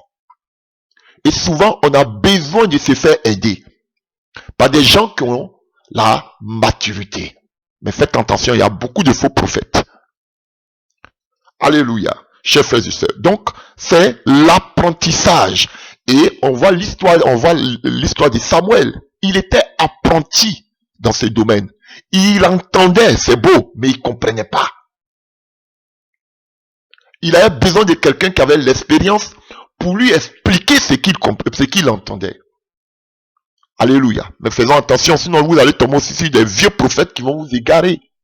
C'est pourquoi il est préférable que vous me laissez toujours devant le Saint-Esprit pour qu'il vous éclaire, pour qu'il puisse vous éclaircir, vous donner, ou bien priez Dieu pour qu'il vous envoie, comme il a envoyé Paul auprès d'Ananias. Des gens qui le craignent. Quand Dieu veut commencer quelque chose avec toi, il va aller jusqu'au bout. Quand vous entendez la voix de Dieu, ne vous lamentez pas, que je ne comprends pas. Vous allez courir vers le premier venu pensant que cette personne va vous aider. Non, demandez au Saint-Esprit, à Dieu qui vous a parlé, de vous orienter vers quelqu'un qui comprend ce que vous vivez pour vous donner de bons conseils. Comme Dieu a amené Paul chez Ananias, comme Dieu a envoyé qu'on appelle Corneille chez Pierre. Vous voyez, c'est clair. Dieu a parlé à Paul, mais c'est le même Dieu encore qui l'envoie à Ananias. Alléluia. Chers frères et sœurs, Dieu parle à Corneille, c'est le même Dieu qui parle à Corneille, qui parle aussi à Pierre, et il envoie Corneille vers Pierre. Pourquoi que lorsque Dieu vous parle, vous êtes agité, vous courez vers... Il y a des gens même qui ne comprennent pas ce que vous vivez. Ils ont des casquettes de pasteurs, de bishops, mais ils ne comprennent pas ce que vous comprenez. Donc, mettez-vous dans la prière et que Dieu vous oriente. Soit le Saint-Esprit va vous révéler vous-même, quand vous êtes des apprentis, ou bien Dieu va envoyer quelqu'un vers vous qui comprend ce que vous vivez. Sinon, vous allez tomber dans les mains des faux prophètes. Nous, c'était comme ça. On avait des dons au début, mais on ne savait pas. On est tombé sur des personnes qui nous ont aplatis, qui ont tué la grâce en nous. Et quand ils voient que tu as des talents, ils te disent reste à côté de moi, reste à côté de moi. Ils se servent de toi, alléluia, pour faire grandir les ministères. J'ai été utilisé par beaucoup de pasteurs. Alléluia, ils se servent de la grâce que sur toi pour envoyer. Même quand je suis arrivé en Europe pour la première fois, en Occident, par mon canal, Dieu a rempli beaucoup d'églises. Seulement que parce que la grâce de Dieu était là. On se sert de toi et ils te suivent la présence, ils font ce qu'ils veulent de toi et l'église est remplie. Alors que même ils sont morts, secs. Faites beaucoup attention. Sinon, ils vont vous utiliser à cause des talents qui sont en vous. Vous pouvez voir même. Alléluia. Deutéronome 31, verset 12. On devait apprendre tout ce que le Seigneur avait donné comme recommandation. C'était très important. Alléluia. Donc, des enfants, des femmes qui n'avaient pas l'expérience, ceux qui étaient habilités, les responsables de famille devaient leur inculquer cela. Donc, il y a un moment d'apprentissage où on est des enfants, on a besoin d'aide. Alléluia. Par rapport à la voix de l'Éternel. Comme le petit Samuel. Donc, chers frères et sœurs, comprendre, entendre la voix de Dieu est différent des miracles autres. Alléluia. Le peuple d'Israël avait vu tous les miracles, mais il ne comprenait pas, il n'entendait pas, il ne comprenait rien. Alléluia. Faites beaucoup attention. Alléluia. Quelqu'un peut faire, vous pouvez voir des gens, ils font des miracles, Dieu fait des miracles, ou bien ils font, je ne sais pas s'ils font des œuvres occultes. Alléluia. Mais, souvent, mais ils ne sont même pas dans la volonté de Dieu. Lisons Deutéronome 29, verset 3. Deutéronome 29, à partir du verset 3. Vous avez vu tout ce que l'Éternel a fait sous vos yeux dans le pays d'Égypte, à Pharaon, et tous ses serviteurs et à tout son pays, des grandes épreuves que tes yeux ont vues, ces miracles et ces grands prodiges, mais jusqu'à ce jour où l'Éternel ne vous a pas donné un cœur pour comprendre, des yeux pour voir, des oreilles pour entendre. Alléluia. Je t'ai conduit pendant 40 années dans le désert, tes vêtements ne se sont point usés sur toi, et tes souliers ne se sont point usés à ton pied. Vous n'avez point mangé de pain, et vous n'avez bu ni vin, ni liqueur forte, afin que vous connaissiez que je suis l'Éternel, votre Dieu. Vous êtes arrivés ainsi de suite. Alléluia, chers frères et sœurs. Donc vous voyez, ils avaient vu tout cela. On comprend maintenant avec le cœur. On entend avec les oreilles, mais on comprend avec le cœur. C'est différent. Mais la première des choses, c'est d'entendre d'abord ce que Dieu dit. Et maintenant, Dieu parle à notre cœur par rapport à ce que nous avons entendu. Mais si tu n'as pas entendu, comment tu dis que c'est une question de Dieu parle dans le cœur? Alléluia. Et on peut voir Jérémie 5, verset 21. Annoncez ceci à la maison de Jacob, publiez-le et dites, écoutez ceci, peuple insensé, et qui n'a point de cœur. Ils ont des yeux et ne voient point. Ils ont des oreilles et n'entendent point.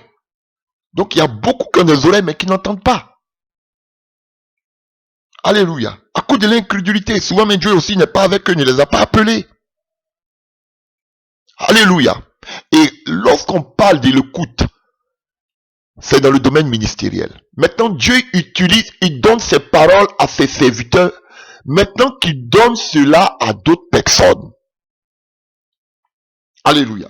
Et ici, vous voyez que généralement, ce sont les prophètes qui disaient, écoutez la voix de l'Éternel, écoutez ma voix. Donc Dieu donne sa parole à ses prophètes, et ces prophètes maintenant donnent sa parole au peuple. Alléluia. Aujourd'hui, nous avons la parole qui est écrite. On ne peut pas ajouter, on ne peut pas retrancher. Mais il y a des paroles réma, individuelles pour ta vie. Il y a des révélations aussi que Dieu peut donner par rapport à la situation d'un pays, d'une nation, d'une personne, d'une communauté. C'est vrai que la parole écrite, elle demeure. Mais la parole révélée, la parole fraîche, la parole pour maintenant, alléluia, qui est importante pour ta vie, pour l'orientation. Ça c'est important, ça c'est encore d'actualité. Sinon la parole écrite, la loi, qu'on appelle l'évangile, demeure. Les épîtres demeurent. Mais maintenant, ça veut dire que vous allez me dire que, comme beaucoup disent, la parole est déjà là, on n'a plus besoin de révélations, on n'a plus besoin de prophéties. Non, non, non. Dieu vit toujours, il est le même hier, aujourd'hui, éternellement. Il parle encore aujourd'hui. Voilà, frère, la réalité. Alléluia. Voyons. Genèse 22, verset 18. Genèse 22, verset 18. Alléluia. Dieu parle à Abraham. Toutes les nations de la terre voudront être bénies en ta postérité parce que tu as obéi à ma voix. À la voix, c'est Dieu qui lui parle. Parce que tu as écouté ma voix. Dans d'autres versions. Alléluia. Parce que tu as écouté ma voix. Donc on écoute la voix de Dieu. Pour réussir dans ce qui est dans la mission à laquelle il nous appelle. Deutéronome 9 à partir du verset 23. Deutéronome 9, 23. Et lorsque l'Éternel vous envoya à Kades Barnéa en disant montez et prenez possession du pays que je vous donne, vous fûtes rebelles à l'ordre de l'Éternel votre Dieu. Vous n'eûtes point foi en lui et vous n'obéîtes point à sa voix. Passé simple. Alléluia. Et vous n'obéîtes point à sa voix. Ou bien vous n'avez pas écouté sa voix. Alléluia. Donc où on parle d'obéissance, on parle toujours de la voix de Dieu. C'est comme ça dans tout l'Ancien Testament. Alléluia. On a lu tout à l'heure 1 Samuel 15, déjà à partir du verset 22. Souvent, Dieu mandate aussi ses messagers. Le fait de ne pas écouter Dieu, souvent aussi, on n'écoute pas ses serviteurs, du véritable serviteur. Prenons un exemple. Prenons Ézéchiel 3 à partir du verset 7. Alléluia. Alléluia. Mais la maison d'Israël ne voudra pas t'écouter parce qu'elle ne veut pas m'écouter. Car toute la maison d'Israël a le front dur et le cœur endurci. Donc, souvent, écouter Dieu, on écoute Dieu souvent par ses serviteurs qu'il a mandatés. Souvent. Et en n'écoutant pas son serviteur qu'il a mandaté, les paroles qu'il a mis sur sa langue, souvent ça a Dieu, ne vais pas dire la plupart du temps, ça a Dieu, c'est Dieu que vous n'écoutez pas. Alléluia. Mais généralement, le message de ces personnes, ce sont des messages de repentance. Ce n'est pas des messages de prospérité. Des messages de repentance. Mais les gens n'écoutent pas. Mesdames et messieurs. Donc, nous avons vu brièvement que, parce qu'il y a trop de passages, je ne peux pas tout citer, nous avons vu que la première des choses, c'est d'entendre le Seigneur. Alléluia. Il y a l'apprentissage, comme l'exemple de Samuel. Et maintenant, il faut comprendre. Et c'est avec l'aide du Saint-Esprit que nous pourrons être éclaircis. Alléluia. Orientés. Alléluia. Si ce que nous venons d'attendre. Alléluia. Et c'est comme ça que nous pourrons arriver à la maturité pour comprendre quelle est la volonté, quelle est la vision de Dieu pour nous. Alléluia. Et la dernière des choses, maintenant, qui parle de écouter la voix de Dieu, qui parle des amas et d'obéissance, veut dire aussi publier. Tu as écouté, on l'a vu tout à l'heure en Ésaïe, tu as écouté, Dieu t'a parlé. Lorsqu'on parle d'apprentissage, c'est si un laps de temps. Ça peut prendre un peu du temps. Mais dans tous les cas, tu as entendu, tu vas comprendre, c'est pas pour dormir. Tu vas effectuer la mission pour laquelle le Seigneur t'a parlé. Alléluia, chers frères et sœurs. Et qui parle des amas, d'obéissance aussi dans l'Ancien Testament, parle aussi de publier, de parler, de proclamer. Vous voyez, alors que dans le Nouveau Testament, parler d'obéissance en est un seul aspect. C'est écrit, marche comme ça, marche comme ça. Alors que ici, alléluia, tu dois obéir aux autorités, tu dois obéir aux parents, tu dois obéir à la loi. Alors qu'ici, c'est une démarche, comment je peux te dire, c'est-à-dire que c'est actif. C'est pas passif. Mais tu es actif toi-même, tu es actif tu es dans l'action, au fait. C'est ce que je veux dire. Alléluia. Et avant d'arriver à proclamer, alléluia, vous voyez aussi, Dieu parlait aussi, il y a beaucoup de choses que je pourrais dire. Il y a trop de choses. Alléluia, c'est beaucoup. Non, mais je vais raccourcir, je vais m'arrêter là. Comme le message, qu'on appelle, parler de l'obéissance aussi, il y avait des messagers. On parle de l'obéissance comme le message d'un messager. Et les messagers, généralement dans l'Ancien Testament, c'était des prophètes. Donc les messages devaient être obéis par ceux qui écoutaient. On a exemple Ésaïe 28 à partir du verset 14. Ésaïe 28 à partir du verset 14. Écoutez donc la parole de l'Éternel, moqueur, vous qui dominez sur le peuple de Jérusalem. Vous dites, nous avons fait une alliance avec la mort. Nous avons fait un pacte avec le séjour des morts. Quand le fleuve débordé passera, il ne nous atteindra pas. Car nous avons la fausseté pour refuge et le mensonge pour abri. C'est pourquoi ainsi parle le Seigneur l'Éternel. Voici, j'ai mis pour fondement à Sion une pierre éprouvée, une pierre angulaire de prix, solidement posée. Celui qui la prendra pour appui n'aura point à hâte de fuir. Alléluia, ainsi de suite. Vous voyez. Donc, on parlait de l'obéissance des schémas comme étant le message des messagers, le message des prophètes, des véritables prophètes, pas des faux prophètes. Alléluia. Prenons rapidement du passage.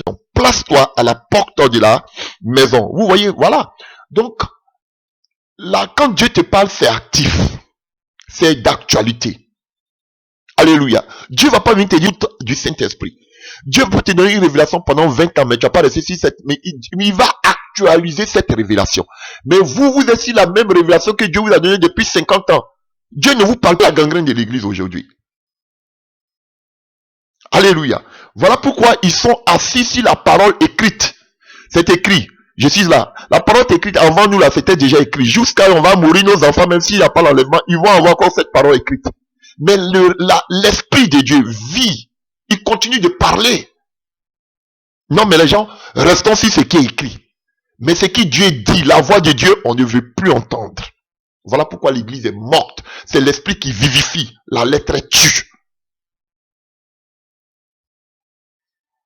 Voilà. Et si l'esprit ne renouvelle pas en nous ses ordres, ses ordonnances, mais l'église est morte. S'il n'active pas la vision, mais l'église va dormir. S'il n'y a plus d'huile dans la lampe, l'église va dormir. Alléluia. La loi était dans le temple au temps d'Élie, au temps le prêtre, au temps de Samuel. La loi était là dans le temple. À Silo, la loi était là. Alléluia. Mais on dit que les révélations étaient rares. La lampe commençait à s'éteindre. Pourtant, la loi écrite était là. Mais il avait la mort. Même lui qui était là, le prêtre, il était presque aveuglé, vieux. Il fallait que l'esprit renouvelle. Voilà la vérité. Vous avez la loi qui est là, la parole qui est là. Oui, elle ne change pas, elle est là. Et alléluia. Mais pourquoi il y a la mort? Pourtant, vous avez la parole écrite. Vous prêchez matin, midi, soir. Mais pourquoi il y a la mort dans l'église? Vous allez me dire, c'est parce qu'on n'obéit pas à la parole? Non. Mais c'est l'esprit. Au le temps des apôtres, c'est parce qu'il y avait la puissance de Dieu. Sinon, ils avaient la loi. Les pharisiens avaient la loi. Dites-moi, qui respectait la loi plus que les pharisiens? Mais ils avaient une doctrine caduque. Et ce qui a changé, c'est la venue de l'Esprit de Dieu. La puissance de Dieu au temps de Jésus. C'est ça qui a tout changé. Donc s'il n'y a pas l'Esprit de Dieu, il n'y a pas l'huile, malgré votre loi, malgré la parole, l'évangile. L'évangile, comme Paul l'a dit, je ne sais pas quel évangile vous parlez. Paul dit l'évangile ne consiste pas en parole, mais c'est une puissance pour le salut de quiconque. C'est une démonstration de la puissance de Dieu. Vous dites non, je vais prêcher l'évangile, mais vous voulez mettre la puissance de Dieu de côté. Ça ne marche pas. Ce n'est pas ça l'évangile.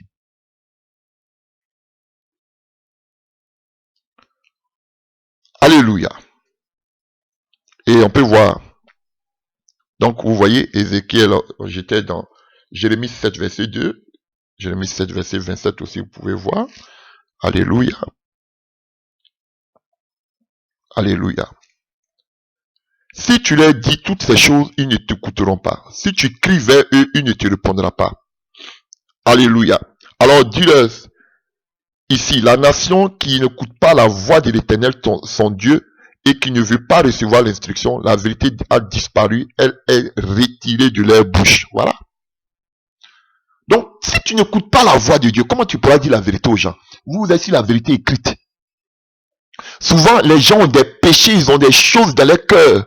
Mais c'est pas la loi, ils lisent ça, ils ont la Bible même sur les cheveux. Mais est-ce que c'est ça qui va dénoncer, c'est ça qui va dénicher le problème de leur cœur? Alléluia. C'est l'Esprit de Dieu qui va aller toucher ce qui est dans leur cœur, et puis ils vont dire vraiment votre Dieu est vivant. Alors pourquoi vos églises sont mortes? Les gens ont la Bible là depuis longtemps. Ils prennent ça, mais ça ne change pas leur vie. Voilà. Vous avez dit marcher sur la parole, mais il y a longtemps, mais ils obéissent. Il y a longtemps, ils obéissent à la parole, mais ça ne change pas. Parce que vous voulez changer la parole de Dieu. L'Esprit de Dieu, la voix de Dieu doit être entendue. Alléluia. Et quand Dieu te donne sa voix, il te oint. Regardez tous les prophètes à qui il a donné sa parole. Il les a oints. Alléluia. Ézéchiel 6. Ézéchiel 6 à partir du verset 3. Alléluia. La parole de l'Éternel me fut adressée en ces mots. Vous avez vu, fils de l'homme, tourne ta face vers les montagnes d'Israël et prophétise contre elles. Tu diras, montagne d'Israël, écoutez la parole du Seigneur. Écoutez la parole du Seigneur. Alléluia. Ils doivent écouter la parole du Seigneur. Alléluia. C'est pareil. Donc, pour finir avec vous, alléluia, on a parlé un peu, je vais pas trop, il y a trop de choses que je pourrais dire. C'est un vaste thème. J'essaie de, alléluia, raccourcir voilà. Alléluia, chers frères et sœurs. Chama, tout ce que vous voulez. veut dire aussi faire entendre quelque chose, proclamer quelque chose. Alléluia. Faire entendre des instructions. Donc Dieu s'est révélé à toi. Tu es dans l'apprentissage. Alléluia. Tu es dans l'apprentissage pour que tu puisses comprendre. Alléluia. L'apprentissage, c'est pour que tu puisses comprendre. Vous voyez, Samuel était petit, il était enfant, il ne comprenait pas. Souvent, on est enfant avec les choses de l'esprit. On ne comprend pas. Mais quand Samuel a atteint la maturité, vous voyez, c'est lui maintenant qui pouvait reprendre maintenant les autres parce qu'il a eu la maturité. Alléluia. Donc, si tu ne comprends pas la voix de l'Éternel, c'est normal. Mais le plus important, c'est que tu dois attendre d'abord. Tu n'as pas besoin d'être expérimenté pour attendre la voix de Dieu. Le petit Samuel là, il n'a pas fait, il était enfant. Il était couché et puis Dieu s'est révélé à lui, il a entendu. Demande à Dieu, alléluia, de se révéler à toi. Alléluia. Chers frères et sœurs, c'est très important. C'est très important. Alléluia. Généralement, vous allez voir que tous ceux qui sont là, ce ne sont pas des gens qui ont demandé à Dieu, Seigneur, parle-moi, Seigneur, parle-moi. Mais c'est ça, on parle de vocation. Quand ton propre gré, Dieu vient et t'utilise. Est-ce que Samuel savait? Sa maman lui a dit, tu vas servir Seigneur, le Seigneur. Mais il ne savait pas que Dieu allait lui parler. Paul, en partant sur la route de Damas, ne savait pas. Moïse, est-ce qu'il savait que Dieu allait l'utiliser? Est-ce que Abraham savait que Dieu allait l'appeler? Or, voilà, c'est une vocation. Quand Dieu a besoin de toi, il va te parler. Mais Dieu ne vous a pas appelé, vous avez couru. C'est tout le problème. Alléluia. Donc, quand tu as entendu la voix de Dieu, tu étais maintenant, alléluia, dans l'apprentissage, tu as compris. Maintenant, tu comprends maintenant ce que Dieu veut de toi. Maintenant, la finalité là, tu dois proclamer. Tu dois faire la mission pour laquelle là, le Seigneur t'a parlé. Alléluia. Prenons quelques passages et nous allons finir. Isaïe 52. Alléluia. Et nous allons finir. Vous avez déjà compris ce que je voulais dire. Alléluia. On va pas trop bavarder. Isaïe 52. À partir du verset 7.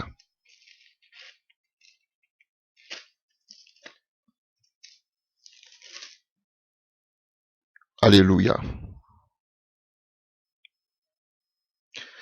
Qu'ils sont beaux sur les montagnes, les pieds de celui qui apporte de bonnes nouvelles, qui publie la paix, de celui qui apporte de bonnes nouvelles. Alléluia. Alléluia. Qui publie le salut, de celui qui dit à Sion, ton Dieu règne. La voix des sentinelles retentit, elle élève la voix, elle pousse ensemble des cris d'allégresse. Donc, alléluia. Quand tu as écouté la voix de Dieu, tu dois proclamer.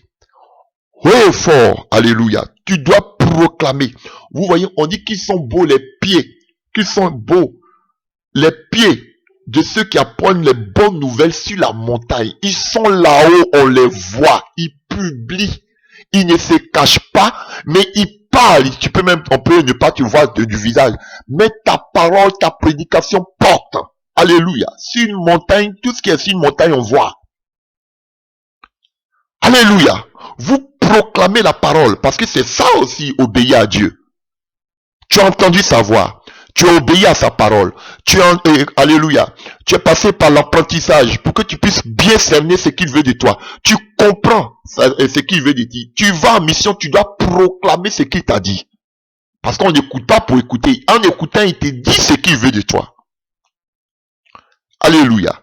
Isaïe 48 à partir du verset 3. Isaïe 48 à partir du verset 3. Alléluia.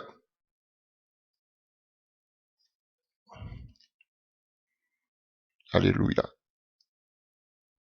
Car il prend le nom de la ville sainte et il s'appuie sur le Dieu d'Israël, dont le nom est l'Éternel des armées. Dès longtemps, j'ai fait des premières prédictions. Elles sont sorties de ma bouche et je les ai publiées.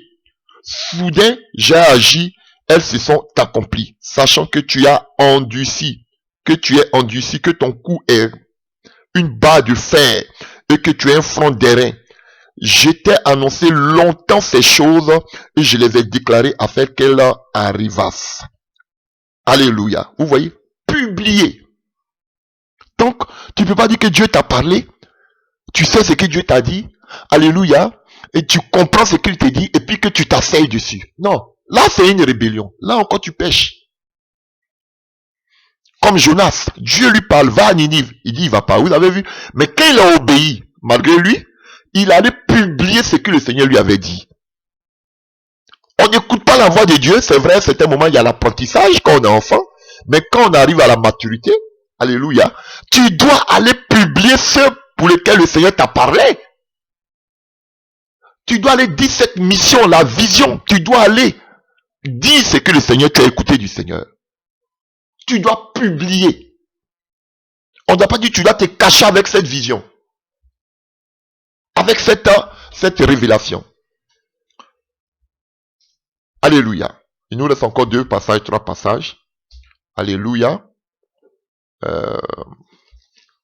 Voilà. Donc on était en Isaïe 48, verset 3. On prend Isaïe 48, toujours dans le même passage, verset 5 maintenant. Alléluia. Verset 5. Je t'ai annoncé dès longtemps ces choses, je te les déclaré avant qu'elles arrivent. On a lu aussi. Alléluia. Et tu dans le même chapitre 48, à partir du verset 20. Alléluia. À partir du verset 20.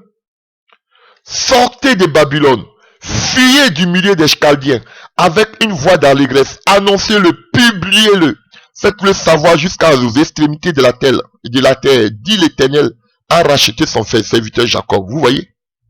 Sortez de Babylone. Alléluia. Voilà, il prêche la repentance. Et il dit quoi? Publiez-le. Il crie, c'est gosy. On ne cache pas la vision. C'est pour toi. C'est pas quelqu'un d'autre qui va le faire pour toi. Alléluia. Jérémie 4. Jérémie 4. Vous voyez? Tout ça c'est obéir à Dieu. Hein? Dans l'Ancien Testament, il y a tellement de choses que je peux dire. Mais je vais faire l'essentiel. Jérémie 4, verset 5. Alléluia. Annoncez en Juda, publiez à Jérusalem et dites, sonnez de la trompette dans le pays. Criez en pleine voix et dites, rassemblez-vous et allons dans les villes fortes. Vous avez vu? Annoncez. 1. Publiez. 2. Sonnez. Ce sont des choses qui sont... Ce sont des choses que, alléluia, ce sont des choses qu'on entend. Quand on dit sonner, ça sonne. Tout le monde entend. Publier, c'est parler fort. Alléluia. Annoncer à plusieurs personnes. Alléluia. Et verset 15 de Jérémie 4. Car une voix qui part dedans annonce la calamité. Elle la publie depuis la montagne d'Éphraïm. Dites-le aux nations. Faites-le connaître à Jérusalem. Et c'est comme ça. Et c'est la même mission que Dieu donne à l'église. On doit publier Christ. On doit annoncer Christ. Alléluia. Chers frères et sœurs. Alléluia. Vous voyez. Donc, on voit comment Dieu parlait dans les eaux, par l'orage, par la tempête, ainsi de suite, par le feu. Mais Dieu parle. On a vu aussi comment Dieu a parlé à Samuel. Alléluia. On a vu comment Dieu a parlé à Paul. On a vu comment Dieu a parlé à Corneille. Alléluia. Audiblement. Par l'oreille. Il parlait par les tonnerres. Il parlait aussi par ses prophètes. Et vous voyez, souvent la plupart des prophètes, quand ils parlaient, ils disaient, ainsi parle l'Éternel. Parce qu'ils avaient écouté quelque chose de Dieu, une voix. Maintenant, ce qu'ils ont reçu, ils redonnent cela. C'était comme si c'est le Seigneur qui parlait au-dedans d'eux. Donc, ce que le Seigneur t'a dit, c'est ce que tu dois aller ramener publiquement. Et les prophètes, ils parlaient publiquement, on ne les voyait pas, mais lorsqu'ils sortaient, ils annonçaient des oracles de Dieu publiquement. Alléluia, chers frères et sœurs. Et c'est là que je veux m'arrêter avec vous. C'est vrai aussi que lorsqu'on parle du schéma, d'obéissance, Dieu aussi écoute. Alléluia. Dieu aussi, c'est pas seulement nous qui devons écouter Dieu, mais Dieu aussi, il écoute nos prières. Alléluia. Il répond à la demande dans nos prières. Il entend nos prières. Alléluia. Chers frères et sœurs. Si Dieu n'écoute pas ta prière, ça veut dire généralement que ça signifie un jugement. Alléluia. Sinon Dieu, Alléluia. C'est vrai que il nous attend, qu'on appelle, il nous parle, parce que c'est ça. Alléluia, nous entendons Dieu, mais Dieu aussi, il nous entend lorsque nous lui demandons quelque chose. Alléluia. Donc, chers frères et sœurs, c'est ici que je voudrais m'arrêter. C'est ici que je voudrais m'arrêter. Alléluia. Voilà. Vous devez comprendre quelque chose. La première des choses qui concerne l'appel de Dieu. Alléluia. Ce n'est pas d'avoir des bâtiments, ce n'est pas d'aller chez un pasteur, ce n'est pas d'aller à l'école théologique, c'est d'entendre la voix de Dieu. Et c'est d'entendre la voix de Dieu. Et c'est l'expérience qu'a vécu tous les serviteurs de Dieu dans la Bible, des véritables. C'est vrai que d'un premier temps, tu dois obéir à la parole, mais si tu ne la comprends pas, il y a un temps d'apprentissage où le Saint-Esprit va t'aider à comprendre ce qu'il veut de toi. Alléluia. Va te faire grandir. Alléluia. Et dans cette période d'apprentissage, Dieu aussi peut envoyer des personnes pour t'aider. Alléluia. Des gens qui comprennent. On a vu entre Paul et Ananias. On a vu aussi entre, comme on appelle, Corneille et Pierre. Et lorsque tu vas comprendre maintenant quelle est la vision de Dieu pour toi, quelle est la mission de Dieu pour toi, chers frères et sœurs, tu dois te lever et accomplir la mission pour laquelle Dieu t'a parlé. Parce que ça ne sert à rien d'écouter Dieu, de grandir avec ce message et de ne pas... Parce que quand Dieu va te parler, il va pas venir te dire que tu es beau ou bien tu es belle. Il va venir te donner la mission, la vision pour laquelle il va dire ce qu'il entend de toi, c'est ce qu'il va te dire. Alléluia. Et lorsqu'il va te dire, maintenant la dernière des choses, c'est d'aller proclamer ce qu'il t'a dit. Voici, et voilà comment tu peux avoir du succès au devant de Dieu. Ça n'a rien à voir avec les grands bâtiments. Ça n'a rien à voir avec le monde. Dieu peut t'envoyer vers une seule personne et puis voici tout ton ministère. Il peut t'envoyer d'un petit village et voici tout ton ministère. Mais c'est Dieu que je connais généralement, il renouvelle toujours ses paroles. Alléluia. Mais voici des personnes, eux, généralement c'est même pas Dieu qui les parle, mais ils sont allés s'installer sur des bâtiments et ils sont là jusqu'à ce que le Seigneur revienne, jusqu'à les morts. Voici les visions. Alléluia, chers frères et sœurs. Donc, je voudrais vous encourager. C'est la plus grosse, c'est la meilleure des démarches. C'est même pas à votre niveau. Mais voilà la véritable démarche que Dieu a utilisée avec tous ses serviteurs de la Genèse jusqu'à l'Apocalypse. Alléluia. Voilà, même avec le dernier, l'apôtre Jean. Il a donné des révélations dans l'Apocalypse, des révélations qui sont dans l'Apocalypse 6. Et il lui a dit, écris pour nous autres. Donc, il ne suffit pas seulement de recevoir, et souvent que tu comprends pas, souvent maintenant tu comprends, qu'est-ce que tu fais de tout ce que le Seigneur te dit. Et n'oubliez pas ce que Samuel 15, verset 22 nous dit. L'obéissance à la voix de Dieu vaut mieux que tous vos sacrifices que vous faites, jeûner, prier, et offrandes, et bâtiments, tout ça. Obéissez à la voix de l'Éternel. Et si vous ne comprenez pas la voix de l'Éternel, demandez à Dieu de vous aider à comprendre par son esprit, ou de vous envoyer quelqu'un qui pourra vous aider. Alléluia. Que Dieu vous bénisse et que Dieu vous fortifie et que son esprit vous remplisse au nom puissant de Jésus-Christ de Nazareth. Amen.